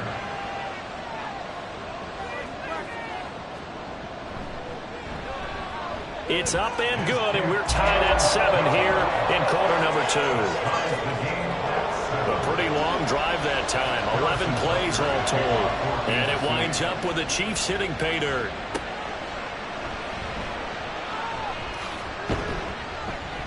And he takes this near the 25. Just a little pass there. Call it the 26. Out comes the Miami offensive unit now. They get set to take over. So both of these teams, Charles, coming off touchdowns now. But this offense, they just had to stand on the sideline, watch their opponent author a really impressive drive to reach the end zone. Yeah, and I think you're not telling yourself the truth if you don't think there's some one-upsmanship going on right now, because they just had their touchdown answered by a drive of double-digit plays that also found the end zone. Now they want to do something even more impressive to answer that one. Now, meanwhile, a pass that should have been intercepted, but it winds up falling incomplete. They head to the line facing a 3rd and 7 following the incompletion on 2nd down. Operating from the gun, Jarrett. He's got his target. That's complete. And he'll be taken down, but not before they work it across midfield. Now a stoppage here as it looks like we've got a Dolphin shaken up on the play. We'll step aside and get an update when we return to Arrowhead. Now HN on 1st and 10. And he's going to get a solid gain of 9 before being brought down. 2nd and right at a yard. At the 38-yard line. It's a gain of 9. Brings up 2nd and a yard. Looking to throw. Jarrett over the middle. That's caught by Metcalf. 7 yards there and a 1st down. Gain of 7. 1st down, Dolphins.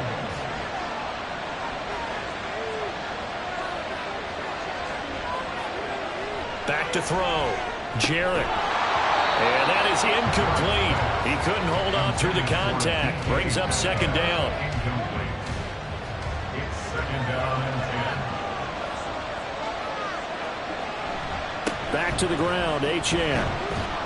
And he winds up getting only a couple there, down to the 29. Early down stuff to put this offense in a precarious position. We know that securing the point of attack, especially against the big-bodied guys in the middle of this D, has got to be priority 1. Able to find the open man. That's complete. And down he goes, taking it inside the 10, just shy of the 5 at the 6. They're able to convert on 3rd down, and that sets up a 1st and goal. And that could be one of those turning point plays in a ball game. A field goal gets you the lead here, but they want to make a statement and get 6 points. And they're certainly going to get that opportunity as they get the conversion and set up 1st and goal. They'll run, HN. And he gets halfway there from the 6 to the 3 on a gain of 3. You know, when this offense gets down here near the end zone, they're going to turn to their bell cow. And this guy's been a touchdown machine all year. Excellent job stopping him there on 1st down. That is caught by Waddle. Touchdown, Miami. Jalen Waddle, his 5th touchdown now on the year. And the Dolphins have taken the lead. Well, that's just how they drew it up, CD. His first read was there, got it to him quickly and into the end zone.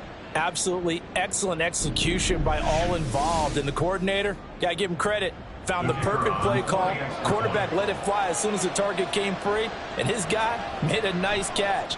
Just how you draw it up in practice and then execute it in the game. An extra point by Patterson, up and good. And that makes the score 14-7.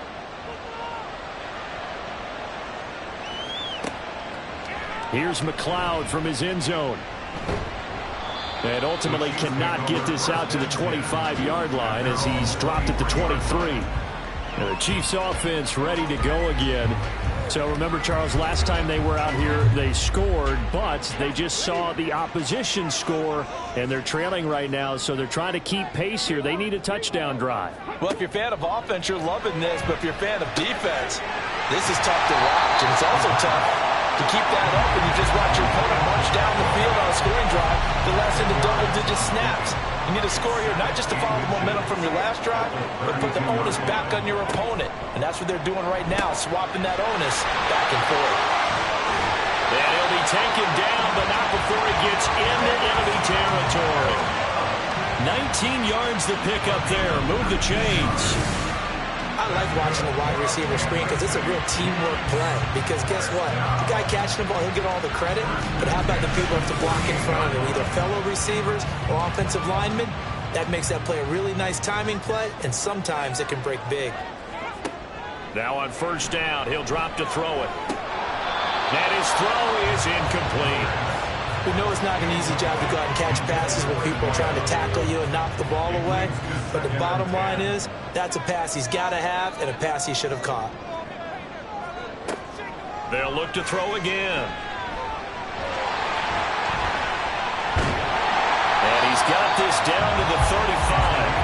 Opted to run for it. The decision a good one. Picking up the first, getting 14 yards on the scramble.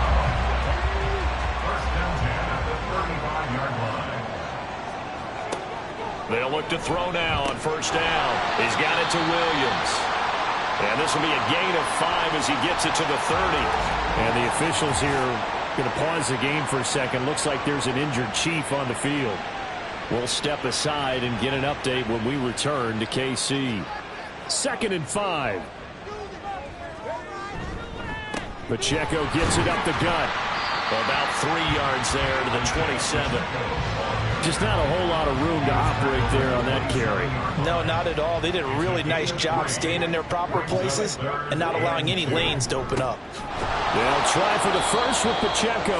That is not going to be any help as they dump him behind the line of scrimmage.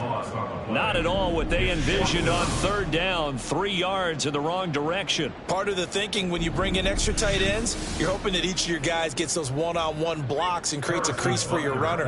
You know what the converse is, though? You've got to win those one-on-one blocks, and when you don't, that's the result you end up with. Butker's kick here is good. And they'll cut the lead back down to 4 now at 14-10. After the field goal, here's Butker to kick it away.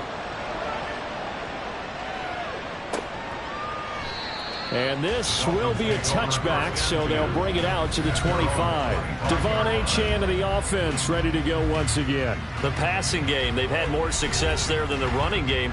Maybe something they game plan for. How come they didn't tell us about it? Because they wanted to keep it a secret. We did ask, didn't we? But I think what happened in this one is they've realized that they've established the run pretty well, and teams are going to key on that. They thought they could open it up and have success through the air, and that's exactly what's going on. Yeah, they've had success at least so far here in the second quarter. But now a throw on first down there, but it's incomplete. An incomplete pass leads to 2nd and 10 from the 25. Now they'll throw here out of the gun. Over the middle and complete to Waddle. 9 yards, and that leaves him just short, so it'll be 3rd and less than a yard. 2 minutes remaining in this first half of football. Coming up in a couple of minutes, we'll get you to Jonathan Coachman in Orlando. The coach will have stats and scores from earlier today in the NFL. From the gun on 3rd down, Jarrett, and that will be incomplete. That's called by the defense there on 3rd down. Just flood the field with extra defensive backs in their dime package. Nowhere to go with the football. Forces the incompletion. He's been a busy man here in this first half as he gets it away. Fielded just inside the 20.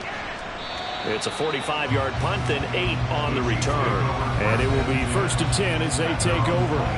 So now here are the Chiefs as their offense makes their way back out onto the field. And after the field goal last time, we'll see what they can get here. At least they got points out of the last drive, Charles. I never met an offensive coach that didn't want to drive to end with a kick. Most of them wanted to end with a PAT, right? In this case, a field goal, they'll take it way better than the alternative, which is a punt. Yeah, but you've met fan bases that wanted that, that weren't happy with that field goal. I haven't met a fan base yet that wants to drive to end with a kick, other than the extra point. That's it. Now, meanwhile, here's a second down throw that's knocked away and incomplete. Now 3rd down and less than a yard. Here's a play fake as they set up to throw. And that is incomplete. Nice back-to-back plays defensively. They're stacking momentum now. 1 incompletion, 2 incompletion. They're going for more. On 4th down, Tommy Townsend to punt for Kansas City. This will be fielded at the 17. It'll be a 44-yard punt, 6 on the return. And they will take over 1st and 10. Miami's offense set and ready to go. And now with still more than a minute to go in what's been a tight game, you figure we'll try to see them move the ball downfield.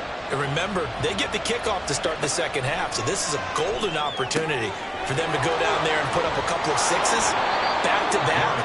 What a momentum swing that would be. Yeah, you might be able to get a 2-for-1 without ever even giving up the football. That's a gain of 31 with right around 1 minute to go in the quarter. Well, it looked his way quite a bit in this first half, and with good reason. You can see it there. He is such a handful defensively.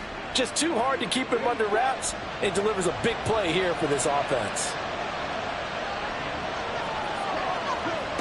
On 1st and 10, Jarrett. And it's a short one here, complete to his tight end. Now the Dolphins going to burn the first of their timeouts, as it'll come with 36 ticks to go in half number 1.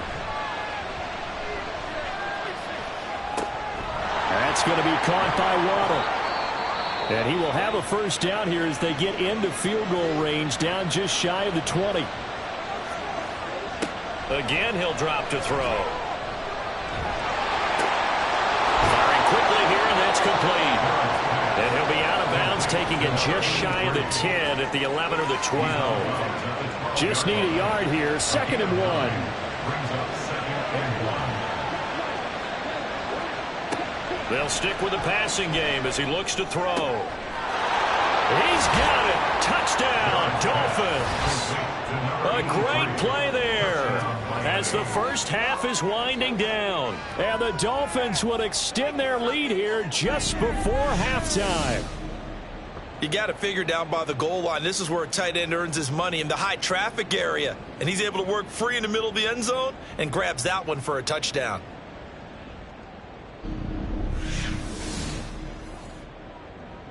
And now, of course, all scoring plays are reviewed, and I think they're going to take an extra long look at this one. They're taking a peek at whether or not those feet were in bounds, and obviously a big call here in the end zone. And not just the feet. How about the hands? How is the ball possessed while the feet are hopefully getting down in bounds? That's what they're trying to look at to see if it all comes together. So they called it a touchdown originally, and this will stay a touchdown after the video review, so they had it right. Extra point by Patterson, up and good. And that makes it a 21-10 game. Chiefs 10.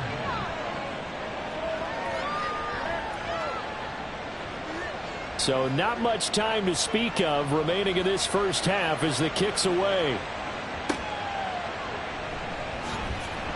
And good coverage there on special teams as they'll get him down shy of the 20. The Chiefs going to go back on offense one final time in this first half. And the ball backed way up, so thinking with this amount of time on the clock, probably just sit on it, and we'll see these two teams go to the lockers. Yeah, I don't think you want to overthink it in this situation. Either side of the ball. Just go ahead and finish up the half and get on out and talk about it. So we've reached halftime here, and it's the visiting Dolphins taking a lead to the locker room. As we'll send you down to Orlando, we check in with Jonathan Coachman for our EA Sports Halftime Report. Coach. Okay, Brandon, thanks very much. Welcome in, everyone, to our EA Sports Halftime Report. Let's get you caught up on what's going on around the NFL. We'll get started up at Cleveland Browns Stadium in Cleveland, where it was the Browns who were winners in that one at home. Joe Burrow leading the way there as the win gets his guys back to 500 on the year. From there, we head down to Tennessee to check on the Titans at home in Nashville. And they were losers in that one to the visiting Pittsburgh Steelers. Desmond Ridder, strong as usual in the victory as his guys run their record now to 7-3. And finally, a good one scheduled for Monday Night Football between the New York Jets and the LA Chargers.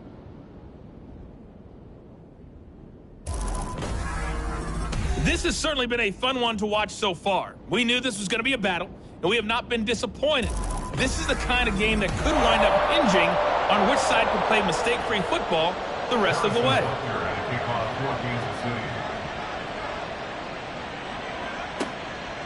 And he will not bring it out. It's a touchback. So now the Dolphins set to take over on offense. They're on a 3-game winning streak, and right now looking good in this one as well. Throwing on first down. Jarrett. Oh, he's got a man wide open, complete. And they'll get it up just short of the 45 at the 44. 2 catches in the first half. Now he's got a third here, and it's good for a first. Partner, he sold the go route really well. Thought he was going deep, then curled it back inside for a nice completion. DBs love when they pump the brakes, don't they? Yeah, that's really a whole lot of fun. It's almost like you say, listen, if you're going to sell the go, just go. Well, let's see who's faster. They run on first down as they get about 3. 2nd and 7 forthcoming. We know that old expression, it's not my night. It hasn't been his so far. I don't know if the legs are a little bit heavy. Sometimes having to hang out all day and play doesn't exactly play to your advantage, but it's been a tough go for him. Every time he looks up, somebody's there defensively. That was the same case on that play. They head to the line facing a 3rd and 7 following the incompletion on 2nd down. A throw there, but that's going to wind up incomplete. Well, it's too early to figure out what kind of adjustments this defense made at halftime, but that's a good start to the second half. They can now afford to give up more points and fall further behind, so well done to force the punting situation here. They'll get off a fairly short kick here as this is toward the sideline. And this will be out of bounds at the what here? The 12-yard line. So here's the Chiefs offense ready for their first reps in half number 2. And their defense did its job by forcing the punt to start things out. And now, Charles, can the offense get in gear? I think, partner, you can sense them saying, okay, the first half was theirs, but now let's get the momentum back on our side. We forced a punt. Now let's go downfield and score. If we do that, we'll be set up well for this second half. No gain, and it's 2nd down. So after the run for no gain, here's 2nd and 10. They're going to look to throw. And that'll be incomplete. Took a pretty good shot as he tried to pull that one in. Couldn't hang on 3rd down. Incomplete. He was covered by Patrick Surtain. He'll drop to throw.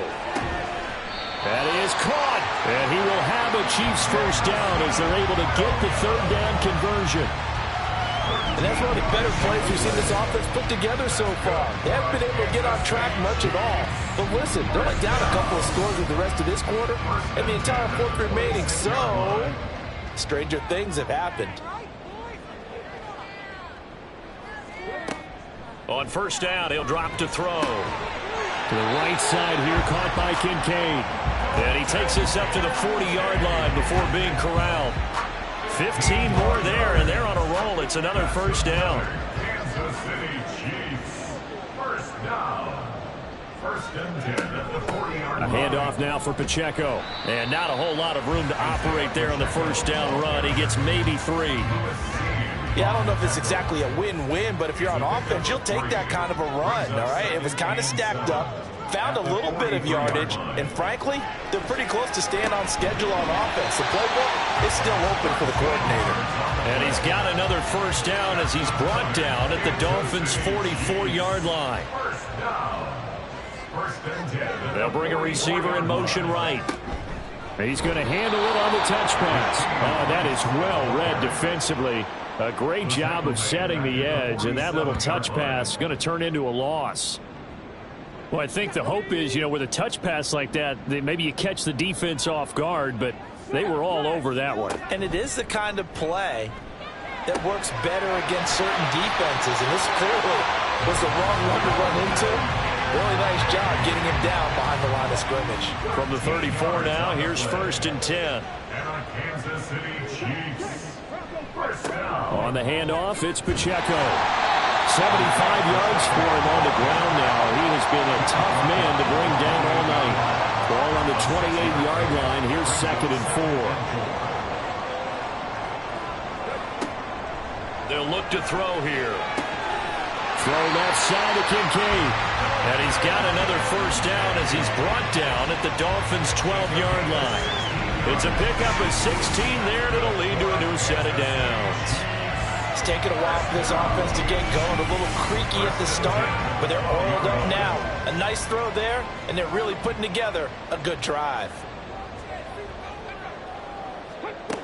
They'll look to throw here on first down. His pass caught at the 4.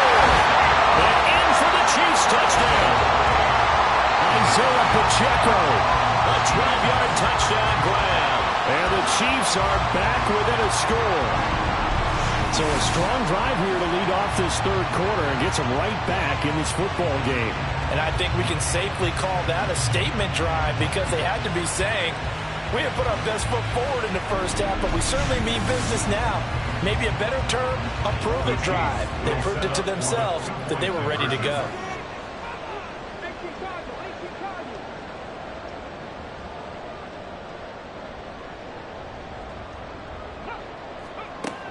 They'll try and run it here.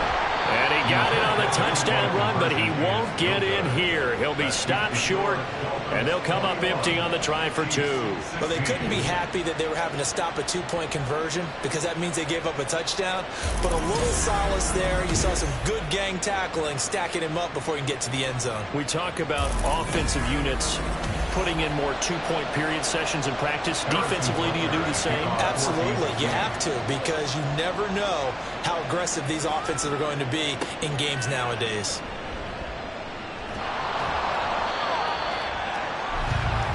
The Dolphins about set to go to work on offense. Certainly want to avoid what they had to do last possession. That was punt the football because this game's starting to tighten up. In a basketball sense, you think about taking a little bit of the air out of the ball, right? Maybe milk some clock, limit the possessions. In this case, they might want to do the same thing but control the game offensively. Put together some first downs, put together a drive, and keep it away from them. One play has him to the 37 here for 1st and 10.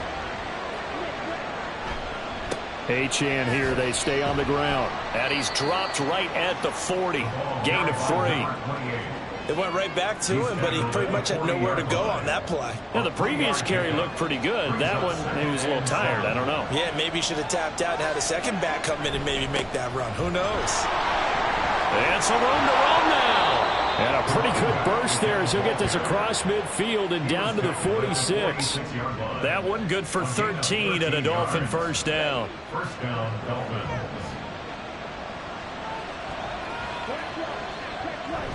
Now they'll switch it up here and look to throw. Left side here taken in by Metcalf. And he'll go out of bounds after taking it a little further down inside the 40. 2nd down and 3. It's a gain of 7. Brings up 2nd and 3. Off the bootleg. Jarrett. This complete to the tight end, Tucker Kraft. And he'll be brought down with a first down as the tackle's made at the Chiefs' 23. They give him 17 yards that time as that'll move the chains. And that's a more than acceptable read right there because it's zone coverage, so timing is everything. This time he waits for his man to come open, puts it right on him, and they pick up a first down.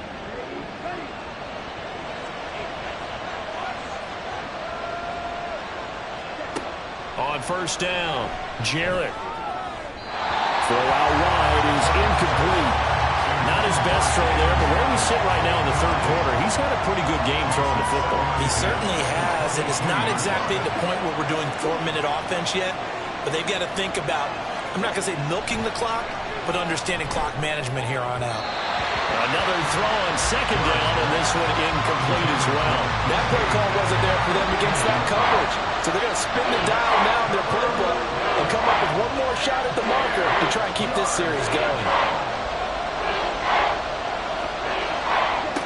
Back to throw again. He'll find Metcalf. And he is going to have the Dolphins first down as they're able to get the third down conversion. Whenever we talk about moving the sticks and controlling the football, there's a great example right there. Those are the third downs you need to convert to win football games. We're in the third quarter of this one, and this is a tight one. In order to maintain pace, keep the ball away from the other team, and put points on the board, those are the plays they need to continue to convert. 2nd and 1 from the 2. Here's the option. And I think they stopped him again. They did at the 1-yard line. Call it no gain on the keeper, and it's going to bring up a third down. They'll run for it with Achane. And he takes it into the end zone for the Dolphin touchdown. Devon Achane. With career touchdown number 158, that pushes him past Randy Moss and into 4th place all time. And they are able to add on to their advantage. And they would not be denied on the ground, powering it in just one play after they got stopped short. And how about how many tight ends are on the field? Because in today's NFL, we think of the tight end more as a pass catcher. But this group, they tell them you've got to be able to run block to stay on this team. And they committed to it and got it done right there.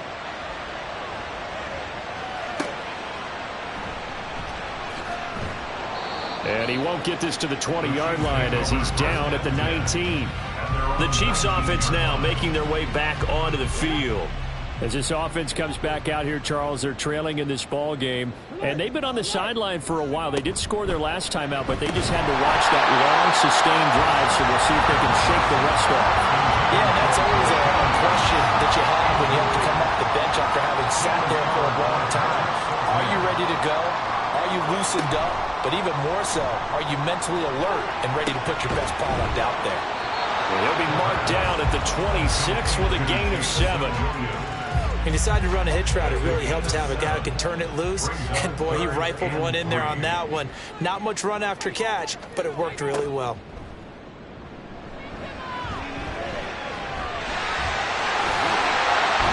And he's taken down, but able to slip across the 35. Give him 10 that time, escaping the danger, running with it, and picking up a first down.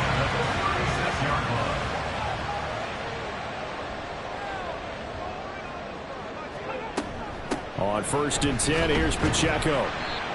And unable to get downhill there as he'll take this up to about the 37. And now we're going to get a stoppage as, yeah, that looks like Jackson who's shaken up. We'll step aside and get an update when we return to Arrowhead.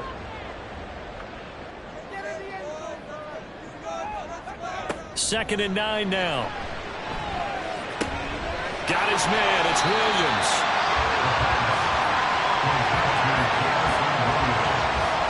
This offense in desperate need of a conversion as they come up on 3rd down.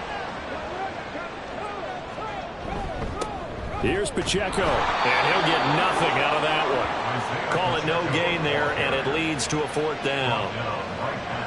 Defensively, we always know that he is tough in run support, and I think the way that he gets there is he understands what an offense is going to do before the ball's even snapped. A great job of scouting prior to the game, then reading, reacting, and taking the right path to the ball carrier. So they're forced to punt on 4th as this one's away. And this is a beauty as that ball's going to angle out at the 6-yard line. So well done there. And these punters, they get more specialized and better each and every year, don't they? They sure do. And now it's really not the American punters. It's the Australian punters with their kicking academies and that flat drop and just kind of kicking the nose of the football. They're able to almost stop it where they want to, like a good golfer can check one up. Throwing on first down, but this one winds up to be incomplete. Well, that one was all about the defender making life difficult for the receiver. Very tough for a guy to hold on to the football through all that contact. He ends up forcing the incompletion. He'll try again with the arm here on second down. This one into the hands of Metcalf. And he takes this just about a yard shy of the 20. 1 quarter remains here on a Sunday night. We'll return with more after this. This is the NFL, and it's on EA Sports. We're back now in KC. It's Dolphin football. It's also Dolphin lead to begin quarter number 4. And he'll be marked down at the 26 with a gain of 7. Now, I think we can get used to seeing more of that in this fourth quarter, especially if they're having success on the ground like they did there. Yeah, I think back when we met with the head coach in preseason, and all he talked about was building a bully. And I think it was this situation he was envisioning. Trying to ice a game, plenty of time left, but being able to give the ball to his big runner and pound away and try and finish off a game. Ball up to the 35 now as they come up on 1st and 10. Looking to throw. Jarrett. And that's going to be incomplete. Too tough to hold on to that one. It's second down. DK Metcalf, incomplete. Coverage defensively by Trent McDuffie. Throwing again. Jarrett. Throw caught by Achane. And able to get this one across the 45 before he's brought down. Give him 12 yards there, and the Dolphins have a first down. And the Dolphin first down. Back to throw. Jarrett. Man open downfield. It's Metcalf. Touchdown. DK Metcalf. 53 yards. And the Dolphins are about to make it 4 straight as they add to this fourth quarter advantage. He's got them out now to a 3-score lead here in the fourth quarter after that one, CD. And, well, he looked right off the line like he knew that that ball was coming his way, and he secured it for 6 points. Yeah, and I think when you're leading by a healthy margin already, it actually loosens you up and allows you to take maybe a few more chances and definitely play with more confidence, because he certainly saw something he could exploit in the defense, and he made sure to let his quarterback know, just get it to me. And the rest was all up to him, and he delivered and made it a 3-score game. Extra point by Patterson, up and good. And that will make this a 19-point game. The football will come out to the 25 as McLeod will not return it. Now the Chiefs offense, they get ready to head on the field.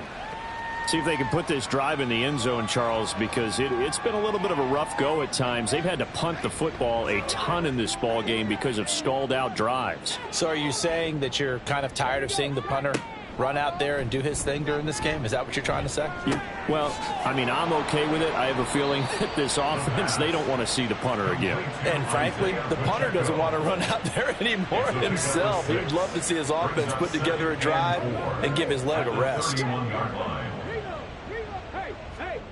2nd and 4. He'll check this one down to Pacheco. And he gets this up across the 35 before he's out of bounds. Line of scrimmage, the 37 on 1st and 10. They'll set up a throw. Got a man, and he hits him in stride. And this will be good for a pickup of 9 to the 46. From the 46, here's 2nd down and 1. At the 46-yard line. They'll look to throw again. Throw over the middle, caught by the tight end Gray. That one a first down pickup of 8. That's good for a Kansas City Chiefs. First down. 1st and 10 at the back to throw. This taken in by Kincaid. And he's going to get this down near the 30-yard line. The Chiefs have got the passing game rolling a bit. And another first down.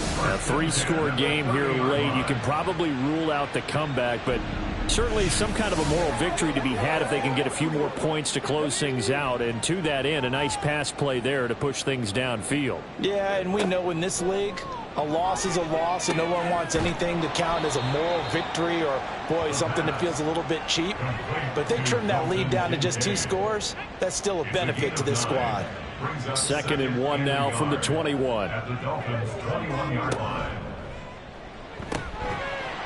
And that is incomplete. A lot of force bearing down on him there. He could not hang on. It's 3rd down. Incomplete. Brings up 3rd down and 1. Again, he'll drop to throw. Able to find the open man. That's complete. And he will have a Chiefs first down as they're able to convert by plenty there on 3rd and 1. Well, they've had a great, impressive drive going here, and that pickup ensures the drive continues. And not only do you continue the drive, which is demoralizing for the guys on the defensive side of the ball right now, but you make your own defense happy. They're able to get a little more rest over on the sidelines while this one continues downfield. A solid pickup of 12 yards, and now they're knocking on the door. That's another Kansas City Chiefs first down. Trying to run inside, but nothing there. No gain on the play that time, and it sets up 2nd and goal. Leads to 2nd and goal.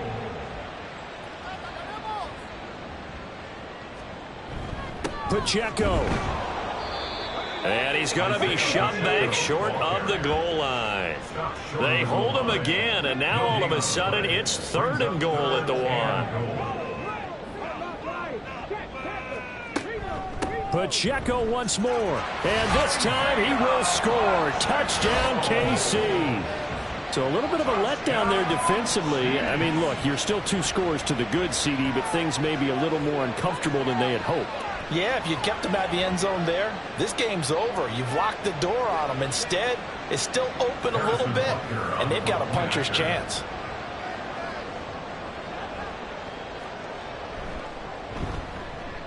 Extra point by Butker is on target. And they're able to cut this deficit down to 12. Chiefs 23. And here comes a return from just beyond the goal line.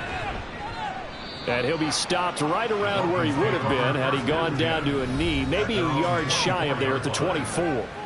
Get a look at DK Metcalf as this offense returns to the field. He's north of 150 yards in this game. He's been doing his thing, hasn't he? That he has, and he's been enjoying himself. And it's the type of game that you get locked into a pretty good groove.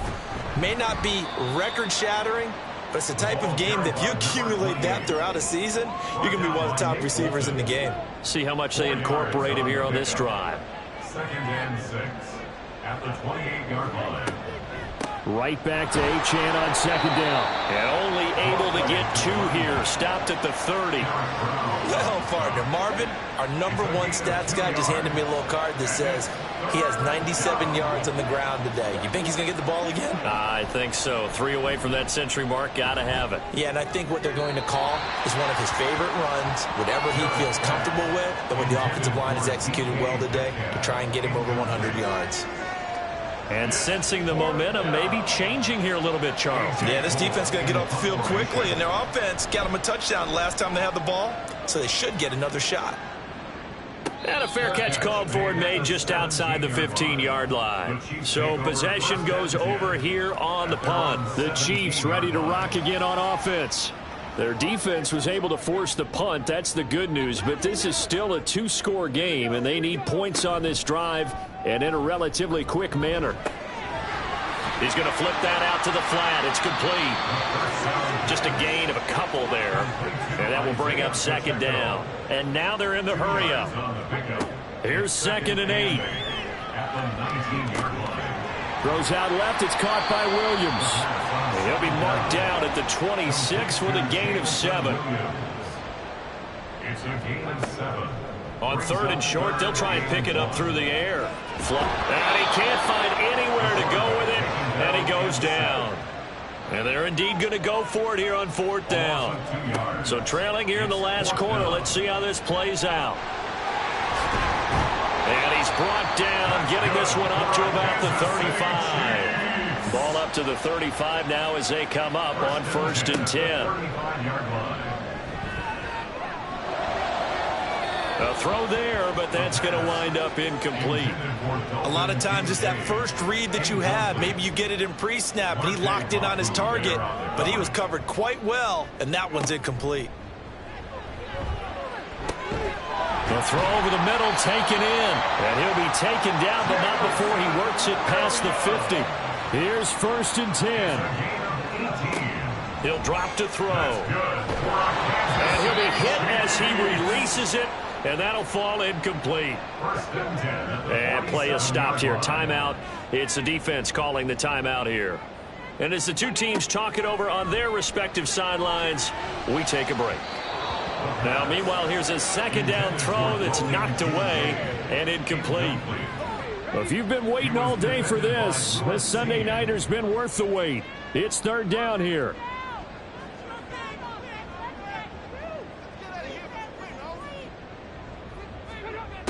They'll stick with the passing game as he looks to throw. Pass taken in by his big tight end. And he will be taken down, but a big play there as it comes just as we reach the 2-minute warning. So the Chiefs in possession of the ball as we welcome you back. They've got a 1st and 10 as they search for a late score. On 1st down, he'll drop to throw. And that is incomplete. Oh, the coverage a little too good there, and it's 2nd down. He was covered by Patrick Surtain.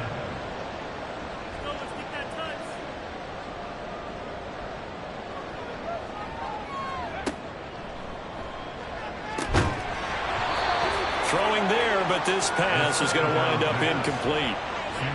And now the focus is really clear. They need to get that 1st down and either get out of bounds or maybe use one of those timeouts. On 3rd down, he'll drop to throw. And in for the Chiefs touchdown. Dalton Kincaid. A 12-yard touchdown grab. And the Chiefs have made it a one-score game again here in the 4th. On that 3rd down call, the goal was to get the ball to their tight end and pick up a 1st down, but he wasn't satisfied with just that. They got the 1st down. That was the gravy. He decided to take in the whole meal and rumbled in for a touchdown. Important extra point up and through. And now things get a bit more interesting here in this 4th quarter. Now after the touchdown, here's Butker on to kick it away. This fielded right at the goal line. The lane opens here. He's past the 30. And good starting field position. He'll get this one all the way up to about the 35-yard line. The Dolphins ready to take over on offense. Well, they can smell victory, partner. They can see it on the horizon, but certainly we're not done yet here. Defense still has 3 timeouts, and obviously this is a very slim lead they're holding on to. And let's face it, the easiest way to get this done. There he goes, left side. And they finally bring him down, but he reaches the 16. The Chiefs now going to use the first of their timeouts as they'll get it with just over 90 seconds to go in the ball game. Now a second timeout called for by the defense as they'll head to the sideline and talk over what to do next. On 2nd down, a run by Achane. And he is going to have a Miami 1st down, and the Dolphins are going to win the football game.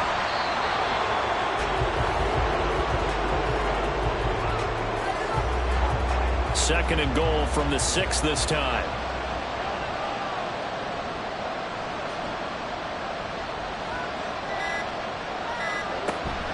Out of the gun, here's a give to Achane.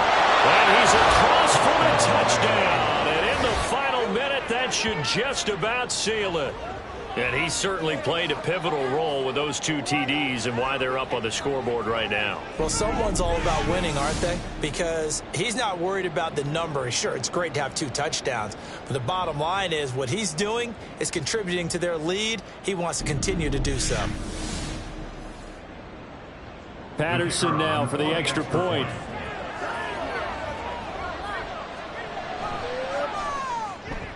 And this one gives his guys a 12-point lead. The drive summary that time, 5 plays. And it was Devon Achane who finished things off with a touchdown reception. So the Chiefs now down by 12. 47 seconds remaining. It's an extremely tall order in front of them, but they've got the ball with a first down.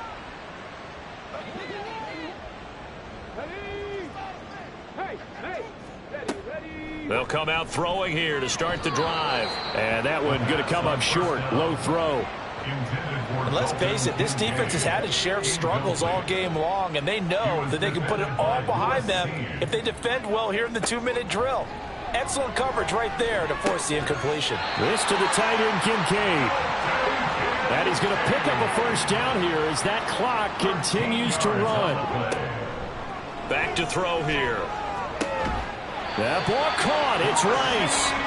And he'll have it past midfield almost to the 40 before being taken down. One final shot. They'll look to throw. And this will be incomplete. 1 second left to go. My first thought is surprise because that's one of the better tight ends around, and I've seen him pull in balls like this before. But how about a little credit to the defense forcing that incompletion? One last shot at the end zone.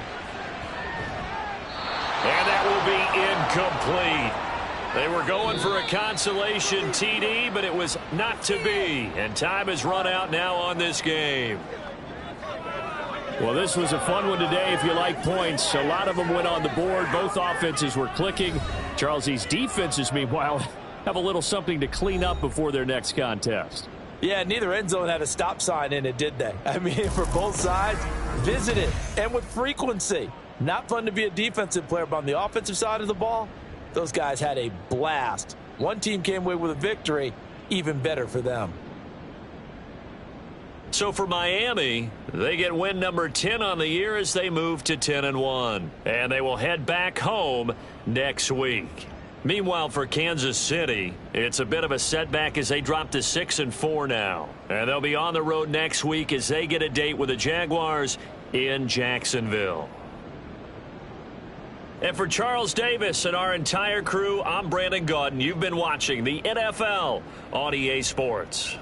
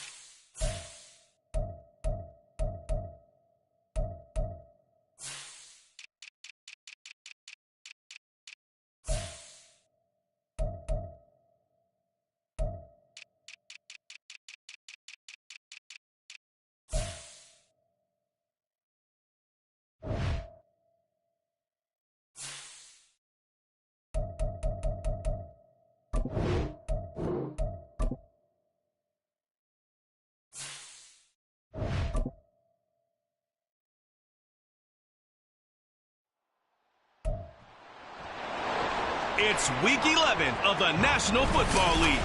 And this one features the Saints' leader at quarterback. After his last game, he's now across 3,000 yards for the season. It's the Saints and the Panthers, and it's all just ahead on Madden NFL 24. EA Sports coverage of the NFL finds us at Bank of America Stadium in Uptown Charlotte. Today, we've got an interesting Week 11 matchup on tap, as it'll be the New Orleans Saints taking on the Carolina Panthers.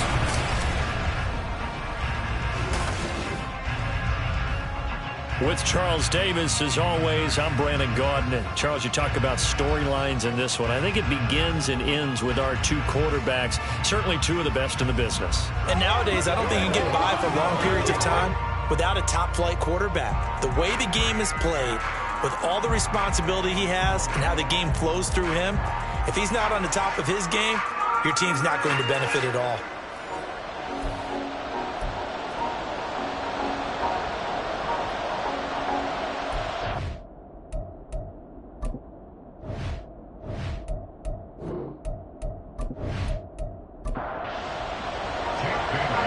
Season is hit high gear, and off we go in Week 11 on EA Sports.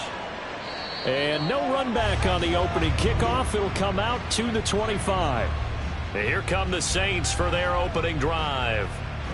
And a glance here at their shifty mobile signal caller. If you ask coaches at any level to design their ideal leader of a team, I think they're going to check every box with this guy. He's got the poise to handle responsibility. He stays calm under any kind of pressure, and he brings out the best of his teammates each and every week. Drive starts with a run from Gibbs. And he's going to be met at the line of scrimmage and taken down. And the run for no gain. Now they'll try again from the 25 on 2nd and 10. Counter play. Here's Gibbs. And he's free going down the left side. It's a foot race. Inside the 20. Touchdown, New Orleans. Jahmyr Gibbs with his 14th rushing touchdown on the year. And the Saints go down the field in just 2 plays to take the early lead. Well, if they didn't get the wake-up call before the game, they got it right now. 2 plays already in the end zone. I think of it in boxing terms, because whether it's a big shot with your first one or a probing one, a little bit of a jab, the second one was the payoff. That was the big one that landed. 1-2, end zone. Blake Groupie now for the extra point. And it's good as the Saints have a 7-0 lead. That drive started on their own 25. 2 plays, 75 yards later, into the end zone. And he won't return this one. He'll go down to a knee, and they'll start at the 25. So here are the Panthers now for their opening drive. And a look here at the veteran under center, their 7th-year quarterback. And I'll bet he's talking to his guys about resisting the temptation to try and turn this into an up-and-down game, almost like basketball, where both teams press and one team gets an advantage, our team's trying to run with them, and they're just not equipped for it. Doesn't matter whether you're equipped or not. Just settle in, get calm before you go for the big strikes. And Young's throw there incomplete. An incomplete pass leads to 2nd and 10 from the 25. Young now. Gates has it over the middle. And he gets this one just shy of the 40 to mark him down at the 39. 14 yards, good for a Panther first down. We'll see what kind of mindset they have here offensively after giving up the touchdown on the opening drive. And based on our time with them, prior to this game, I feel like they've got a good mindset going in. In fact, the discussion that we had with the coaching staff was, we may give up some points in this game, so our offense has to be ready each and every time to either equal or try and get us ahead and try and keep us ahead. This is their chance to respond to that first touchdown given up. 15 more there, and they're on a roll. It's another first down.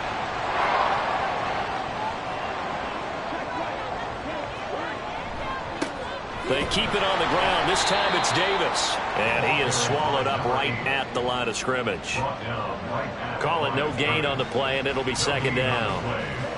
2nd and 10 at the Saints' 46-yard line. To throw, Young. And to the left side here, Wilson. That'll leave them with a 3rd and 2 coming up. They got 8 yards there. Well, this defense for the Saints very strong in that victory a week ago. It was a little bit enlightening talking with the defense coordinator about their performance last week, because the feeling was that it was a good, solid performance. They did what they needed to do to get the job done and get the win, but definitely a few lapses that they're looking to correct.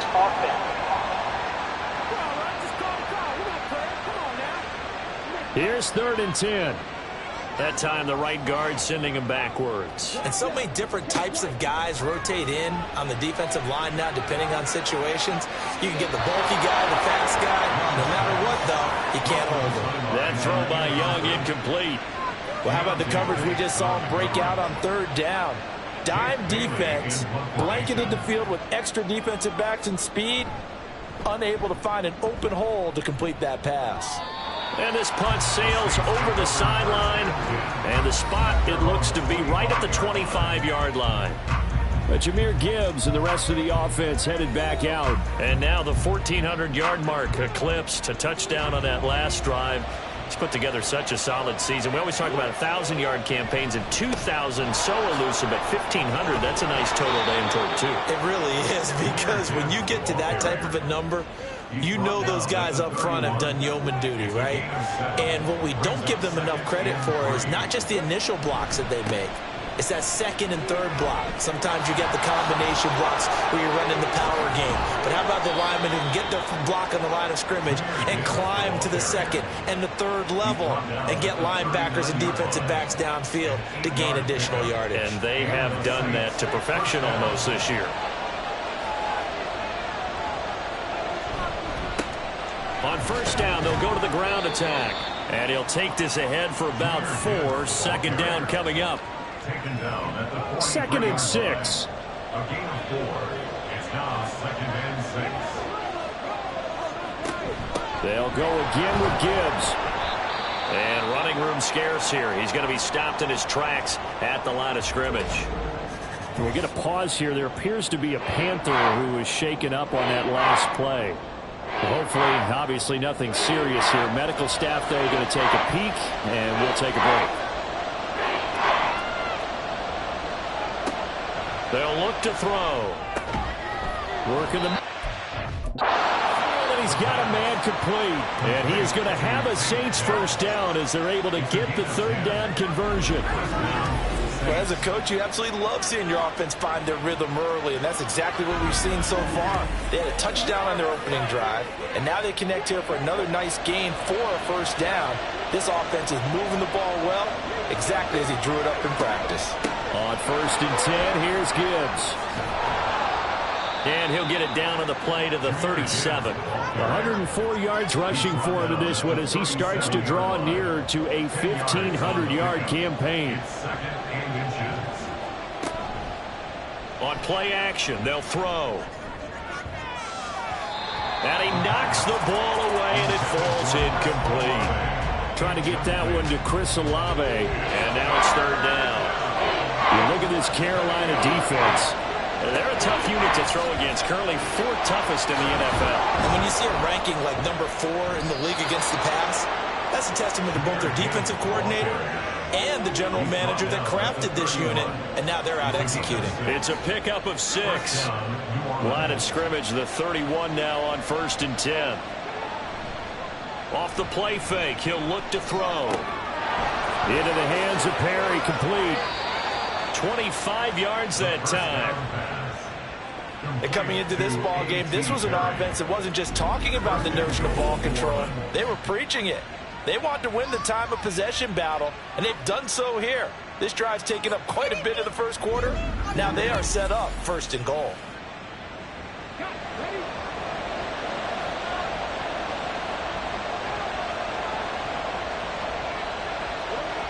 They'll set up to throw. Touchdown, Saints. Tank Dell. His 3rd touchdown now on the year. And the Saints have taken a 13-0 1st quarter lead. Another impressive drive, so they're 2 for 2, 2 touchdowns. Charles, a great start to this ball game for them. And one of the words that's really worked its way into our lexicon is stacking. They've stacked momentum each time out, not only on offense. Between those touchdowns, defense held, forced a punt to get the ball back, and they've played awfully well in this one. Both sides playing at optimum level. The point after, good by grouping. And it's now 14-0. So that one a pretty time-consuming 10-play drive. And it ends with a touchdown for New Orleans. And he's able to get this across the 20, but not by much, as he's marked down officially at the 21. The Panthers coming back out onto the field for their second drive. And they, of course, coming into this one in the midst of a tough losing streak. They did get helped out by the open week last week, and in talking with him, all indications were, Charles, that was a very helpful break. Yeah, I know a lot of teams, coaches, they hate taking time off in the midst of a losing streak because they think they have to stay on their toes and punch their way out of it. But occasionally, you get that open week, you step back, evaluate what's been going wrong, see what you can put in that can move you forward, and maybe you get a chance to breathe a little bit and kind of start over. Open man is Mingo, complete. I think defensively you're okay with that. Here in the first quarter, he's going to get some catches, but they rallied to him quickly. And that's what you count on, and I like what you just said. First quarter, can you do it all game long? They catch it, you tackle, and they go down on the spot. Because when you're able to do that, you don't give up big chunks of yardage after the catch. Now you put the offense in a position where every series they have to work hard to pick up first downs, and you tend to stall them out when you do that. And the tight end is certainly a position built to move the chains because they can control space underneath. If they've got good hands, then, of course, they're a dynamic target. But one other thing is they're right in the sight lines of a quarterback on just about every play, and that makes it easier for the quarterback to pick him out and deliver. And this one nearly picked off. Kind of surprising to see a defender of his caliber let it get away, but get away it does, and it's second down. Meanwhile, the throw by Young was knocked away and incomplete. When you look at the Saints defense against the pass, just numbers that they haven't liked. Number 30 in the league right now. You know, when actors get ready for a scene, they often ask the question, what's my motivation? But what's the motivation of this group? What's their mindset? What's the problem that they have? Will they create an identity that allows them to get better? Looks like a second empty possession to start the game, and certainly not the way you want to start when you're coming off of a loss last week. Every team talks about starting fast. They're hoping on their next possession, it can be a delayed fast start and get them going. It's a 40-yard punt, 6 yards on the return. And the Saints will take over with a first down and 10.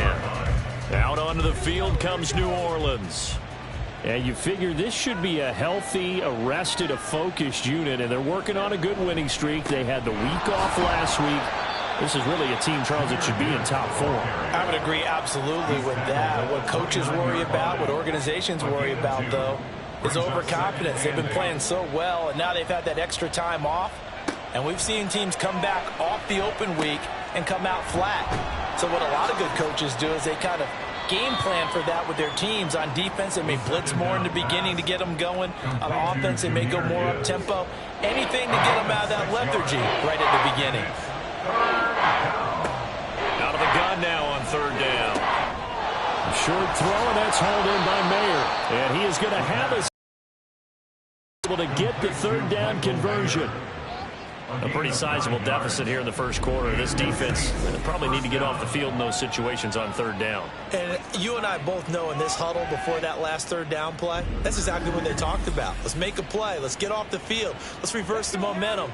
Instead, they got hit with another first down, almost back to the drawing board. Back to throw now on first down. Finds Gibbs on the check down. Not able to go anywhere that time. Second down. Well, these two teams, they met in New Orleans earlier in the year with the Saints coming out on top. So a win here in Charlotte would give them the season sweep. Now a toss left side into the hands of his tight end. That'll leave him with a 3rd and 2 coming up. They got 8 yards there. Brandon, perfect defense in this situation would have meant that there was an incompletion that would have picked it off. Okay, so they gave up the completion. But I really enjoyed watching how the defense stayed in sync, stayed in great communication, and as he dragged across each zone, you see him pointing, communicating. There he is, and they passed him off to each defender. Ended up making a nice play, even though it was complete. Going back to Gibbs on first down. And just no chance of turning the corner. He can only get back to the line of scrimmage. 2nd and 10 coming up.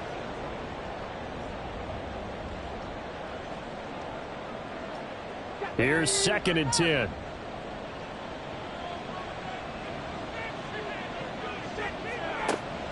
Now back to throw.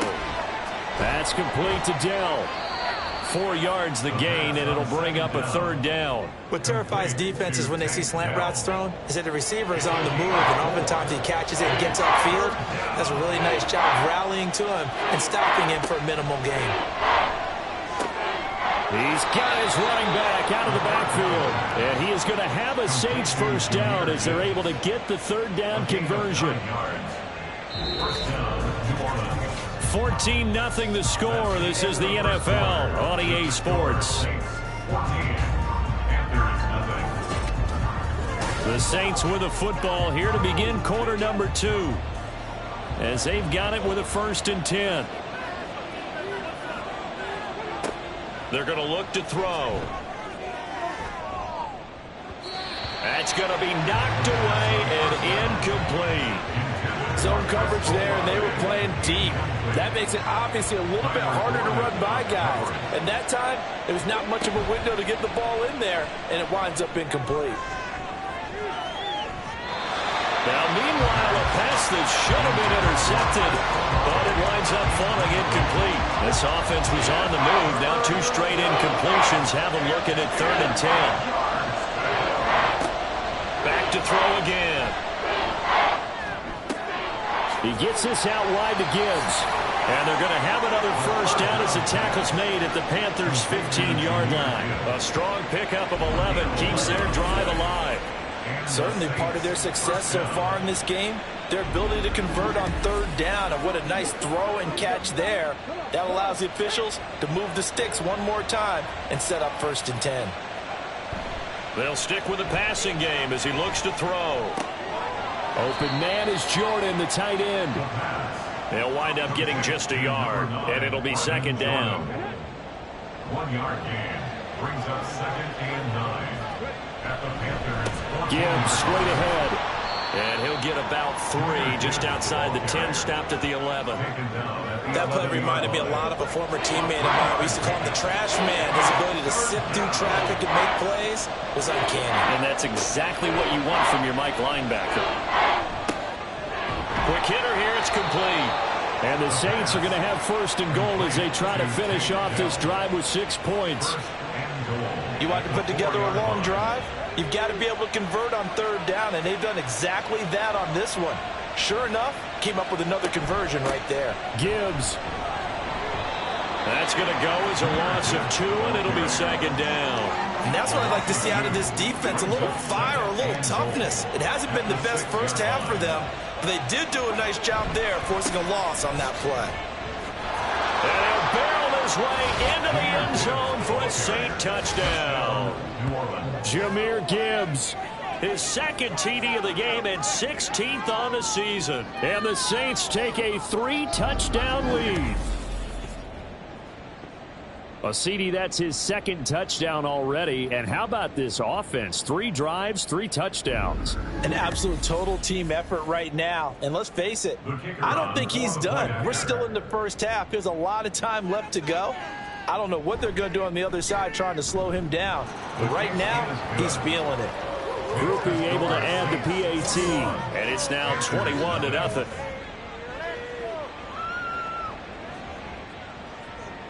The ball upright on the tee, and the Saints kick team booms it away. And they'll put up the stop sign there as his guys will get it at the 25. Carolina getting set to take the field. Well, CD, you kind of feel like they're in a bit of a danger zone right here because now you're down 3 scores, and I know we're in the first half, but the way this offense hasn't been able to generate anything, you feel like they probably need to get something going on this drive, right? Yeah, and sometimes I overuse that this is an important possession. But I think this has to be the possession where they come up with an answer, because only a few teams in league history have ever come back from a 4-score deficit. And if they don't score here, that's what they could be facing the next time they get the ball. Young looks to throw on first down.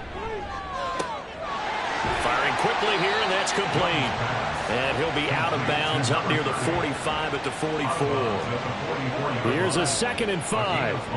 Brings up 2nd and 5. Young. A short throw caught by Andrews. Second catch for him today, and it'll wind up a first down. How about the timing on that one? Boy, they were in sync, weren't they? 3-step drop, ball's out of his hands, right to the tight end. Nice completion, just like they do it in practice. It's Young on first down. A short throw caught by Andrews. And he's got this down a yard or two shy of the 40 before he's out of bounds. From the 41, here's a 2nd and 4.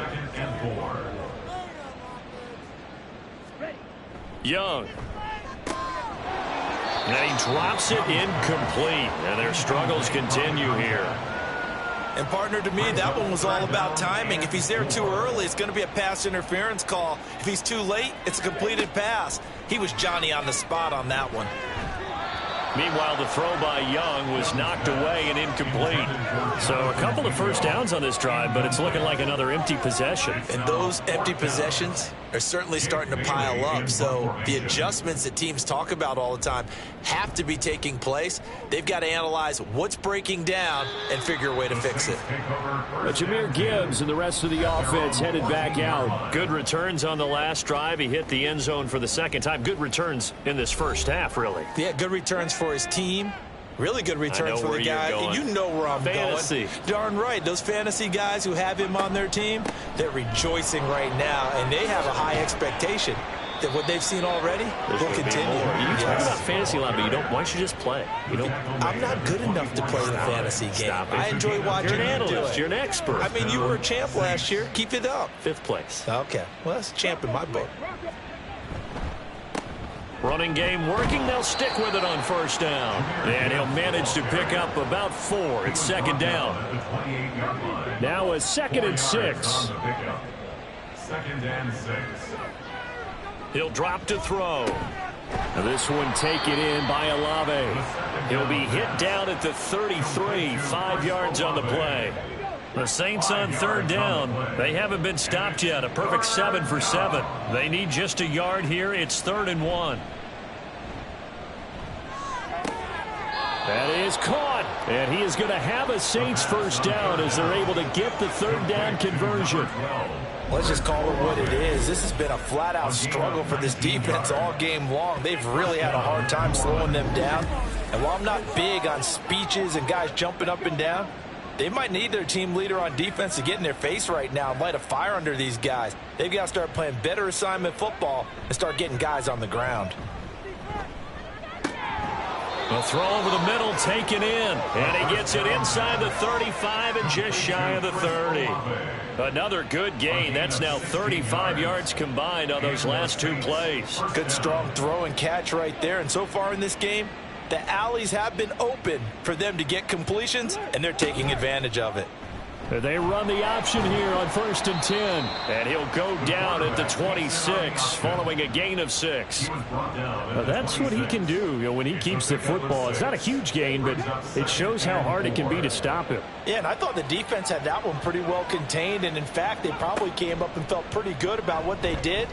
Then they looked up and realized he still got good yardage out of it. He's a tough guy to stop. Now a timeout here, at least for the moment. Looks like one of the Saints is injured, shaken up on that last play. The medical staff will attend to him, and we will step aside. They go play action here on 1st down. And this is going to be intercepted. Kyler Gordon picks it off. And the Panthers are going to get the football here as the ball will come out to the 20. Absolutely a golden opportunity missed there to add to their lead and really cap off an impressive drive because they've got the advantage and plenty of time to add to it. But on the flip side, plenty of time for an opposing comeback as well. So when you have the chance to distance yourself from opposition so early, partner, you know you don't want to let it slip away. Here's the Carolina offense as they get ready to take over here. And this, you'd hate to say that a drive in the first half must end in points, but you're down 21-0. They're going to have to get something going fairly quickly. I would agree totally with that because if you're going to mount the comeback, it's going to have to come in bits and pieces. It doesn't just all come at one time, right? We haven't seen anything more than a 6-point touchdown ever in this game, right? So that's how it has to be done. Get points on the board now. Start your comeback. But you're exactly right. Let's get it going right here in this spot. Now a throw here to his running back. That's good. The completion there for 7 yards. And that's going to set up a tough 3rd and 9. 3rd and 9.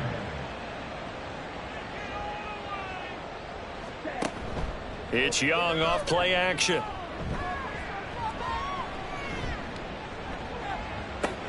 He's got a man complete. A big play there for Carolina. 41 yards. Despite writing it down on my notes, I'm never giving enough credit to the offensive line. And we have to here. The protection, that's what made this play a success. Quarterback had to wait for his crossing route to develop, and that takes a little bit of extra time. Excellent job by the big fellas up front. So how about that for a chain mover? They're all the way down inside the 40 now for 1st and 10. They'll try the left side. Sheffield. And he is going to lose yardage here. The defense showing some anger after giving up the big play. This time they'll lose 1 or 2. Looking at a 2nd and 11 now after the loss. They'll keep it on the ground. Sheffield. 2 runs in a row, but only 2 yards to show for it. So 3rd down, they need to get to the 28 for a first. Throwing, Young. And he overshot him there. It's out of bounds, incomplete. And the punter Bailey on now as he sends this one away. And they'll play keep away from the returner as this one will be marked out of bounds at the 13-yard line. Pretty good spot. Jahmyr Gibbs and the rest of the offense headed back out. He's already cruised past the 100-yard mark. We haven't even gone away for halftime yet. He might not want halftime. All right, why cool off? Keep everybody here. Let's stay out on the field and keep going. But all that being said, everything is really working well for them. The play calling's been excellent. The blocking's been terrific. And obviously his vision and legs have hurdled him to this big number so far. We could be seeing something really special here. And we'll see how much they give him the ball here. 2nd and 14. Throwing out right here, caught by Olave. Now the Panthers going to use the first of their timeouts. So as they talk it over, we step aside. Complete. It's Johnson. The Saints going to call the first of their timeouts, as they'll stop it with a tick under a minute to go before half. They'll look to throw here on 1st down. Into the hands of Perry, complete. And they're able to get this one across the 35. 1st down, Saints.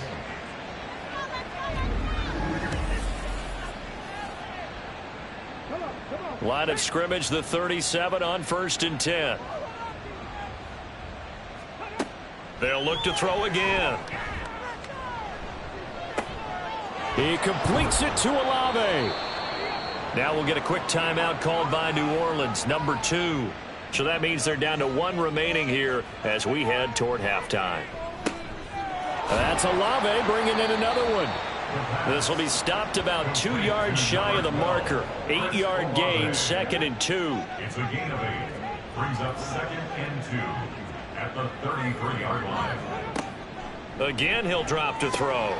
And this is incomplete with a clock showing just 3 seconds left. So 3 seconds here remain in the half. On is the field goal unit to see about getting 3 points. From the left hash, it's an even 50-yard attempt. And this one is right down Broadway. And that will do it for this first half. So we've come to halftime after a very one-sided beginning to this one.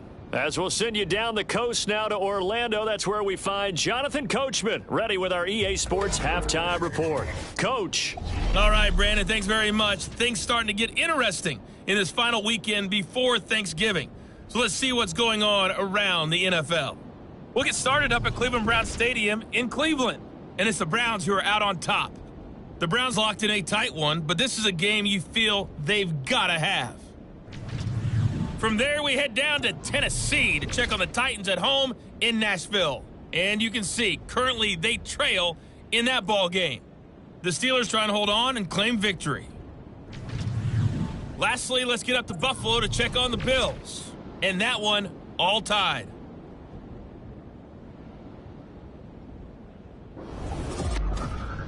In the first half, it was the Alabama man, Jahmyr Gibbs, who had it cooking.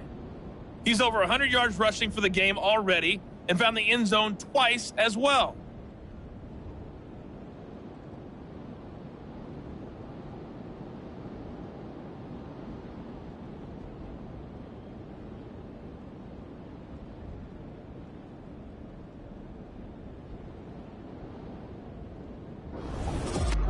All right, Coach, thank you, and we welcome everyone back for quarter number 3. The Panthers going to get the football first, trailing here as well as we resume play in this second half. And this will not be returned, so the second half begins with a touchback. Out come the Panthers. They'll have it first on offense in the third quarter. And you have to think, Charles, down 3 scores already.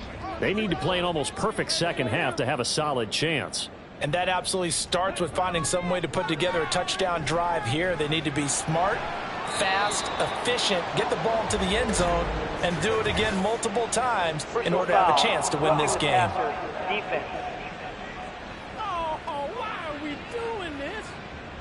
So now a fresh set of downs, 1st and 10 after roughing the passer. They'll try the right side here with Davis. He'll get this up to about the 44. That ground game contained again there, Charles, and that's really a big reason that they're trailing right now. They give a lot of credit to that defensive front. That's exactly what they worked for all week, to try and take away the run game, make them one-dimensional. In the battle of game plans, theirs has been superior. Call it a gain of a couple, and that's going to leave them with a 3rd and about 5.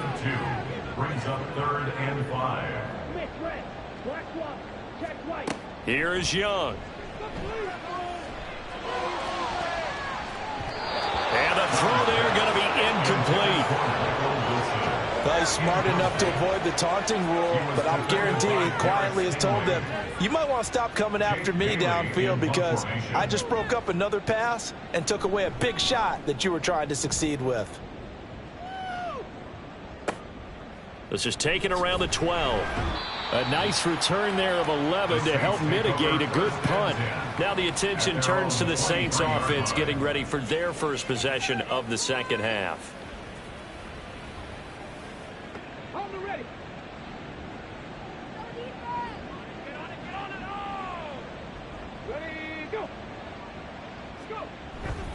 And they start things off with a carry by Gibbs here. That's to about the 28. 2nd down coming up. Brandon, we just saw the benefits of being able to run the ball successfully. They pick up 4 yards on that carry. So now if you're a play caller, you can do just about anything you want. But on the defensive side of the ball, you're scrambling a little bit.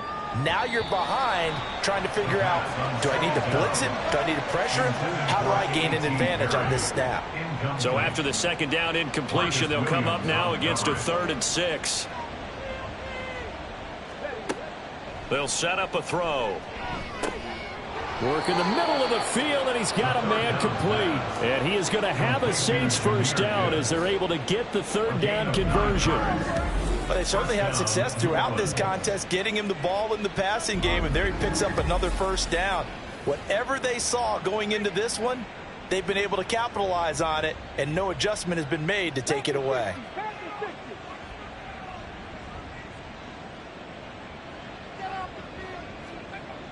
On first down, he'll drop to throw. The pass caught by Olave. And a 6-yard gain gets him right around the 43. Nothing fancy on first down, but a very consistent type of a play. Hit that slant. A lot of people call it an extension of the running game, and it can be if that pass is completed, because you hit a guy on the run like that, you often can go for big yardage. Sets him up nicely for second down, staying ahead of schedule. Second catch for him today, and it'll wind up a first down. And the Saints first down. They'll drop to throw. Completes it to Perry. And he's got this down to the 35. Back-to-back nice plays, 12 yards that time and a first down. First down, Saints. Straight ahead with Gibbs here. Nifty move. But he's brought down in the red zone at the 18 after a gain of 18. First and 10. It's been an excellent day for him running the football, no doubt, as he continues to soar well past 100 yards. Yeah, it almost feels like he can just grab his briefcase and head home after putting in a full day's work at the office, doesn't it? So first and 10, and if they score on this drive, might have to start digging in our second half blowout material. He'll look to throw. And that'll be incomplete. He already came through for them on this drive. No surprise that they were hoping he could do it again. Now it's second and 10. Now a shotgun snap as they'll look to throw. Touchdown! A.T. Perry. An 18-yard touchdown grab. And the Saints have opened the lead up to 30. Well, on the other sideline right now, it's just absolute dejection. But, Charles, let's focus on the positive. With the lead that they built here, they've done pretty much everything to perfection in this ball game. They certainly have. Makes me think that their week of preparation was excellent. And they flowed into this game, and it carried over. And right now, I don't expect them to back off at all. They're playing so well, they just want to keep it going. The point after, good by Groupie. And the lead grows even larger here in the third quarter. The ball upright on the tee, and the Saints kick team booms it away. And he'll just sit on this one as their drive will start at the 25. Possession of the football goes over to Carolina. Well, we haven't exactly been treated to a nail-biter in this one, CD. And if they cannot score here, this one's pretty much all but over. Are you saying that you feel like people are starting to think about getting out of here and maybe beating the traffic? Oh, this is taken in. It's complete. A big play there for Carolina. 44 yards. So the big play changes the complexion of things. Here's first and 10 just outside the 30. Young off the play fake. Under pressure, and he will go down. Sacked back at the 38. They'll wind up losing 8 on the sack there, and it's second down. So a nice bounce back there defensively after giving up the big play. Yeah, you can either get down on yourself or you can get motivated. And that time, they dropped it for a loss. So I would say that they got motivated and made the play. So that complicates things a bit here. 18 yards to go now on second down. Now Young.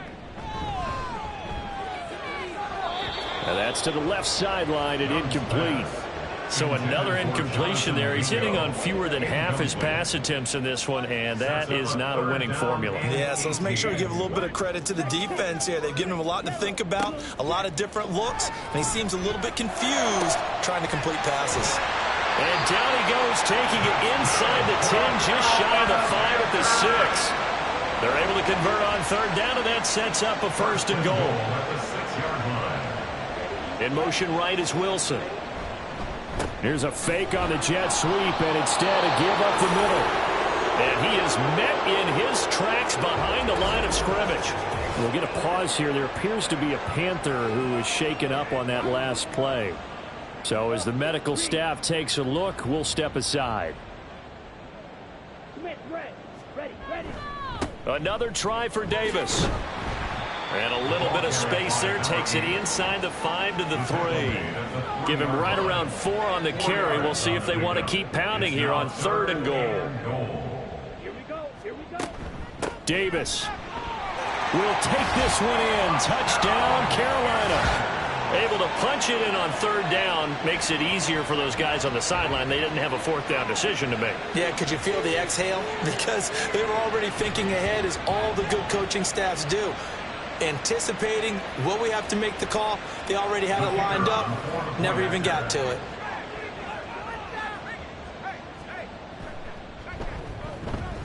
Point after, right down the middle. And the lead is down to 24. So that drives 7 plays in length. And it ends with a 3-yard scoring run.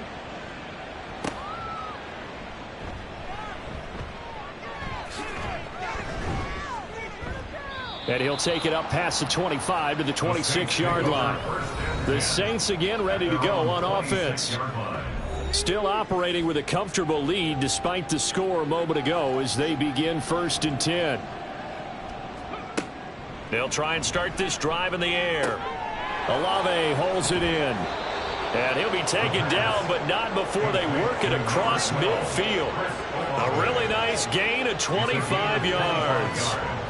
And while we may be looking at the scoreboard, this offense certainly is not, because they're showing no signs of backing down, even with a 3-score lead here in the third quarter. I think they keep taking their shots. They've seen blown leads happen throughout this league.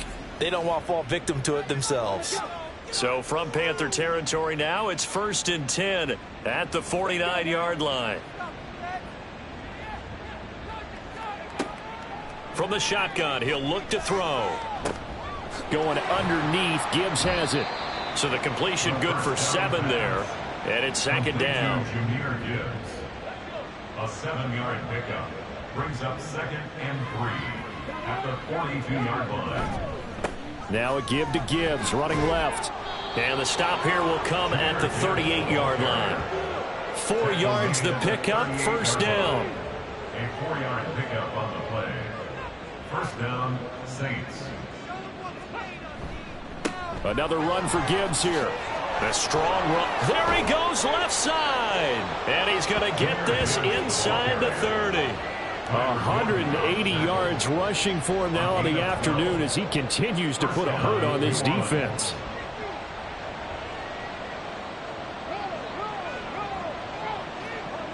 Now on 1st down, he'll drop to throw it.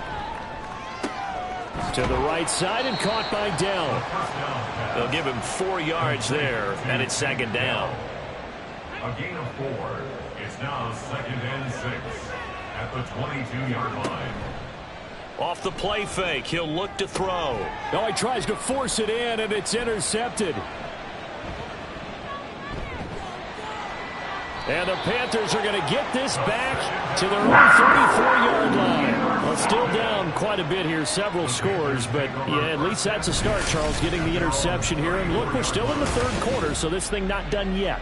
You're right about that, Brandon. This defense, they haven't quit on this game. They stayed with it and got an interception and handed the ball back to their offense. And what you wonder about is the team that just threw that interception, they've got to be careful about developing a sense of complacency and thinking this game is over. From the 34 now, here's 1st and 10. They'll try to get the run game going. Here's Davis. Yeah, boy, this defense again really making things tough on him as they stop him for no gain. 2nd and 10 now, 3rd quarter from Charlotte. And 10 at the 34-yard line. Looking to throw, Young. And that'll be off the mark, too far out in front, and it's incomplete. Well, touch and time are critical for those types of throws. He put a lot of zip on that one. Needed just a little bit more finesse trying to get it to his back. Young on 3rd down. Able to find the open man. That's complete. And out across midfield down to the 45. That's good for a Panthers 1st down. A 1st down carry for Davis. And he's going to get a solid gain of 9 before being brought down. 2nd and right at a yard. Final minute now of the 3rd quarter. And here's Davis to run again on 2nd. Oh, he's hit. He lost the football. Put it on the carpet. And this is picked up by the Saints. And his guys will take over at the 30-yard line. Well, if these guys wanted to get back in this game, they needed an almost perfect second half, and down 3 scores. A lost fumble here certainly doesn't fit into that plan. That reminds me of my plan in college to get an A on the papers I turned in, but that didn't work out too well either. Too many mistakes by both of us. I mean, that's just pure and simple. And that's why that's exactly where they are in this ball game. They're going to need a huge turnaround if they want to try and win this one. They'll start this drive out on the ground. They're going to snuff this play out behind the line. We have not seen that much today. Yikes, a 40-yard loss really sets them back now for second down.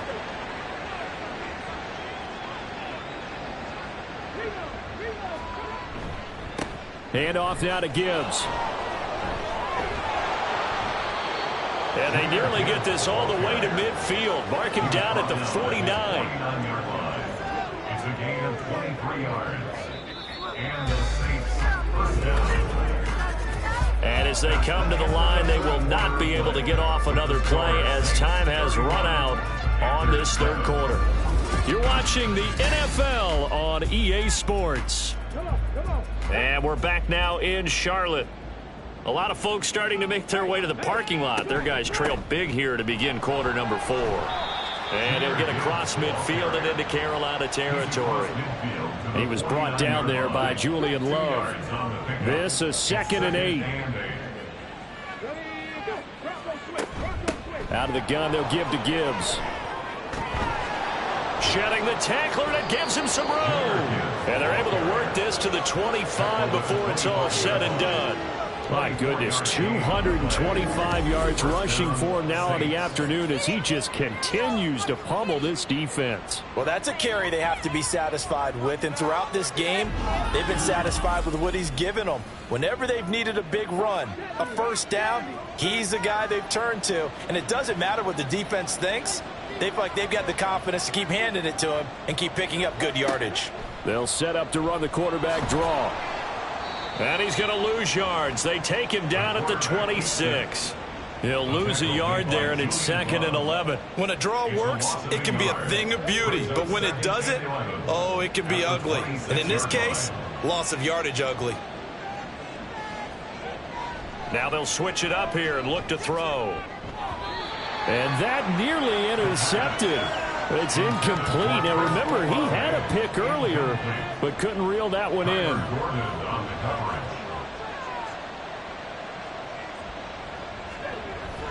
On 3rd down, here's Gibbs. And he's going to get this to about the 20, but that is well short of what he needed. They'll get 6 there on the run, but it brings up 4th down. This drive is turning into an extended one, and the guy carrying the ball, he's becoming more like a body blows guy. Every carry is putting some damage on the defense.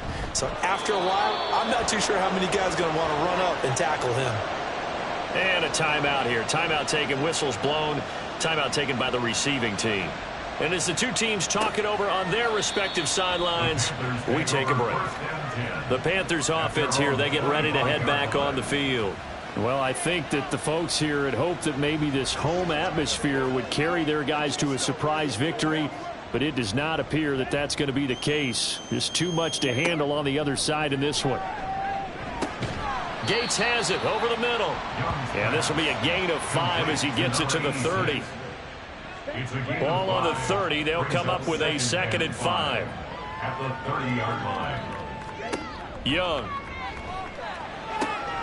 And to the left side here, Wilson. And he gets this up across the 35 before he's out of bounds. So from the 36 now, 1st and 10. Young to throw it. Throw left side, pulled in by Mingo. And down he goes at the 45 after a pickup of 9. Ball spotted at the 45. Here's 2nd down and a yard. They'll throw again. Young, caught by Wilson. 7 yards there and a 1st down. I think that's a big pickup for a 1st down because when you run a drag route against zone, you're sometimes asking for trouble because you might run into a defender. Yeah, well, there they ran into a 1st down. Executed it to perfection. On 1st down, they look downfield, and it's complete. Touchdown, Carolina! Jonathan Mingo, 48 yards. And the Panthers get a small measure of revenge as they cut into this fourth quarter deficit. I think if you polled defensive backs, they would say the corner route, take that out, make it illegal, because that is so hard to recognize and so hard to adjust, because your first move is to not get beat in the middle of the field, and that's how they move you first before they break off to the corner. But then as the wide receiver, great job. It's tough to turn those upfield and go, but he did a great job with it there. Really good balance, really good body control, and how about the end result? A touchdown. And he won't quite make it to the 25. Jahmyr Gibbs and the rest of the offense headed back out. He is north of 200 yards. Any time that you can say you're north of 200 yards, you've done something right. Yeah, you're going to get some big check marks on your grade sheet, and you're going to be in heavy rotation on all the highlight shows, and you might even make a magazine cover or two. He's hoping for more, the cherry on top maybe, as this game goes forward. 2nd and 10 at the 24-yard line. The play action fake. They'll look to throw. All that gets him is just a yard, and now it's 3rd down. Well, it certainly appears to me that the defensive guys are starting to look a little bit tired while he still has some fresh legs. Not the biggest gain we've seen on a scramble, but still some positive yardage on a play that initially looked like a sure win for the defense. And a good job defensively. They stopped him short of the first at the 32. That'll go for a gain of 7. And that's going to bring up a 4th down. Receivers love having the reputation of being go-to guys on 3rd down. And he was fighting like he really wanted to have that reputation, didn't he? I mean, he came very close to making that a 1st down. Broke the one tackle, but couldn't spring himself free. And no return on this one as the fair catch is signaled for and taken. Here are the Panthers now as their offense comes back out onto the field. Facing a big fourth quarter deficit here, things not looking good. You know, this offense, though, they've been in the top half of the NFL so far this season, but in this one, well, their defense has really struggled. And the timing a bit off that time as that one falls to the ground. They always say that real estate is about location. Well, guess what? When it's a slant route, the quick ones, timing, timing, timing. Got to be able to lead your man with the football. And the timing off right there, threw it behind him. And up to the 35 before they're able to knock him down. That catch puts him over 70 yards receiving now as he's got a 1st down. Well, I can put my defensive cap on right now, and I know they're saying don't give up any big plays now. They've controlled this game throughout, and all they want to do is see it through to the end. I think they let their guard down a little bit with that last completion. Sometimes when you're trying not to give up bigger plays, you don't react as fast as you should on other throws. And Young's throw there incomplete. 2nd and 10. 2nd and 10 at the 35-yard line. To throw, Young. That's over the middle and caught by Mingo.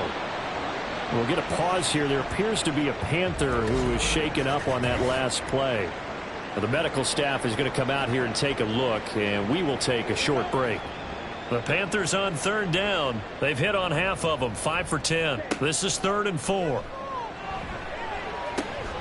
He's got his target. That's complete. And he is going to have a Panthers 1st down as they're able to get the 3rd down conversion. Well, those are the types of plays they probably wish they had made more of in the first 3 quarters. And this deficit going to be tough to overcome here in the 4th. But a nice 1st down and a pickup on that throw. Yeah, and this is where as coaches, you're looking for effort and execution, even though the scoreboard is going against you. You want to find out who's going to fight, who's going to scrap, who's going to keep their heads up and continue to play. A big play there for Carolina. 43 yards. To get back in this ball game, big plays are going to be necessary. And here's one right on cue. Coming up with 3 scores here in the 4th is not going to be an easy task. But that's good work there to bite off a chunk of yards. 1st and goal, and they got to be thinking a chance to get right back into this football game. Here's Young from the shotgun. To the end zone, but it's incomplete. Down this close to the goal line, 1st down. Surprised that wasn't a run? I am, and you know I'm old school. I want to run the ball on 1st down in this situation because 2nd down, that gives me that option of running play action, maybe throw. And he is in. Touchdown, Carolina. Bryce Young keeping it himself from 5 yards out. And the Panthers have got it back to a 2-score game here in the 4th. All right, so this one not quite over yet. Back to a 2-score game, CD. Yeah, and you've still got 4+ minutes to go, so when you think about comebacks, it's happened before. Now, it hasn't happened often, but you've got to think to yourself, let's be the next great comeback story and play this one out. Extra point right down the middle, and that cuts this lead down to 13. Bailey now to kick it away after the touchdown. Jake Bailey set to kick off.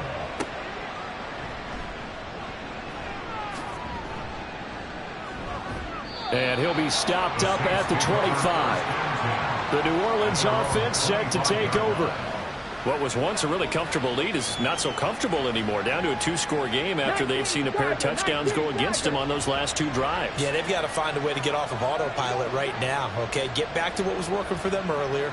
Understand that they still have a 2-score lead, so it's not dire, but at the same time, okay, guys, let's mash the gas. Let's get going again. Let's have some fun. So here's a 1st and 10 at the 38. First down, New Orleans.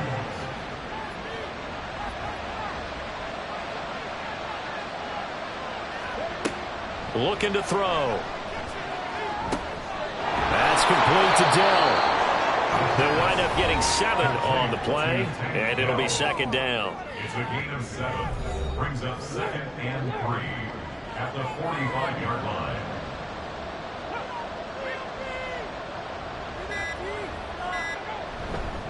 On the give, here's Gibbs. Just a gain of a yard there, and now it'll be 3rd down. And this is an absolutely big 3rd down that's been set up here, partner, and there's no other way to put it. The defense has to get a stop here if they have any hopes of winning this game. Pastor, you said big 3rd down. I'd put the word big in capital letters here.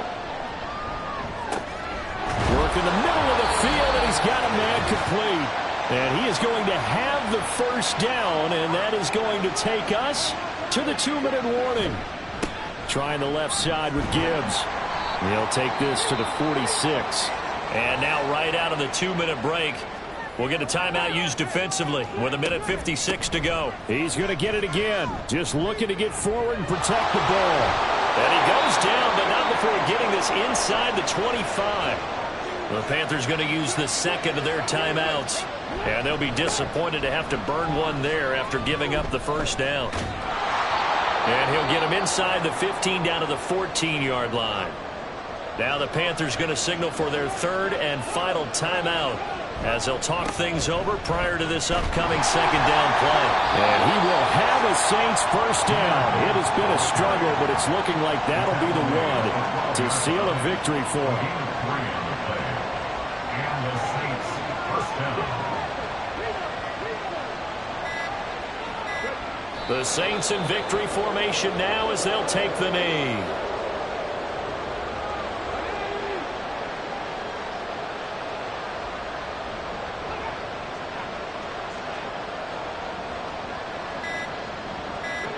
So he'll take a knee here to wrap this one up, and he's going to want to keep that game ball. He was sensational.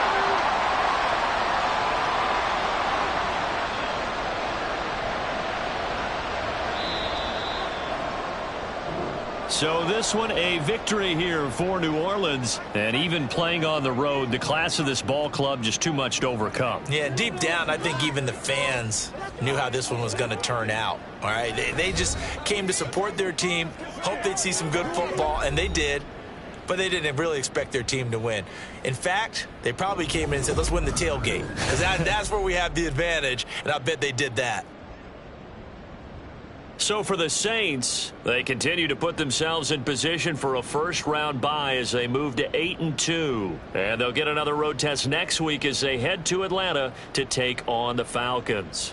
Meanwhile, for Carolina, add another loss to the pile as they drop to 2-8 now on the year. And they'll try to get back on the beam next week as they'll head to Tampa to take on the Bucs. I'm Brandon Gaudin. Certainly have to thank Charles Davis, my broadcast partner, and our entire crew. We'll catch you next time right here. It's the NFL on EA Sports.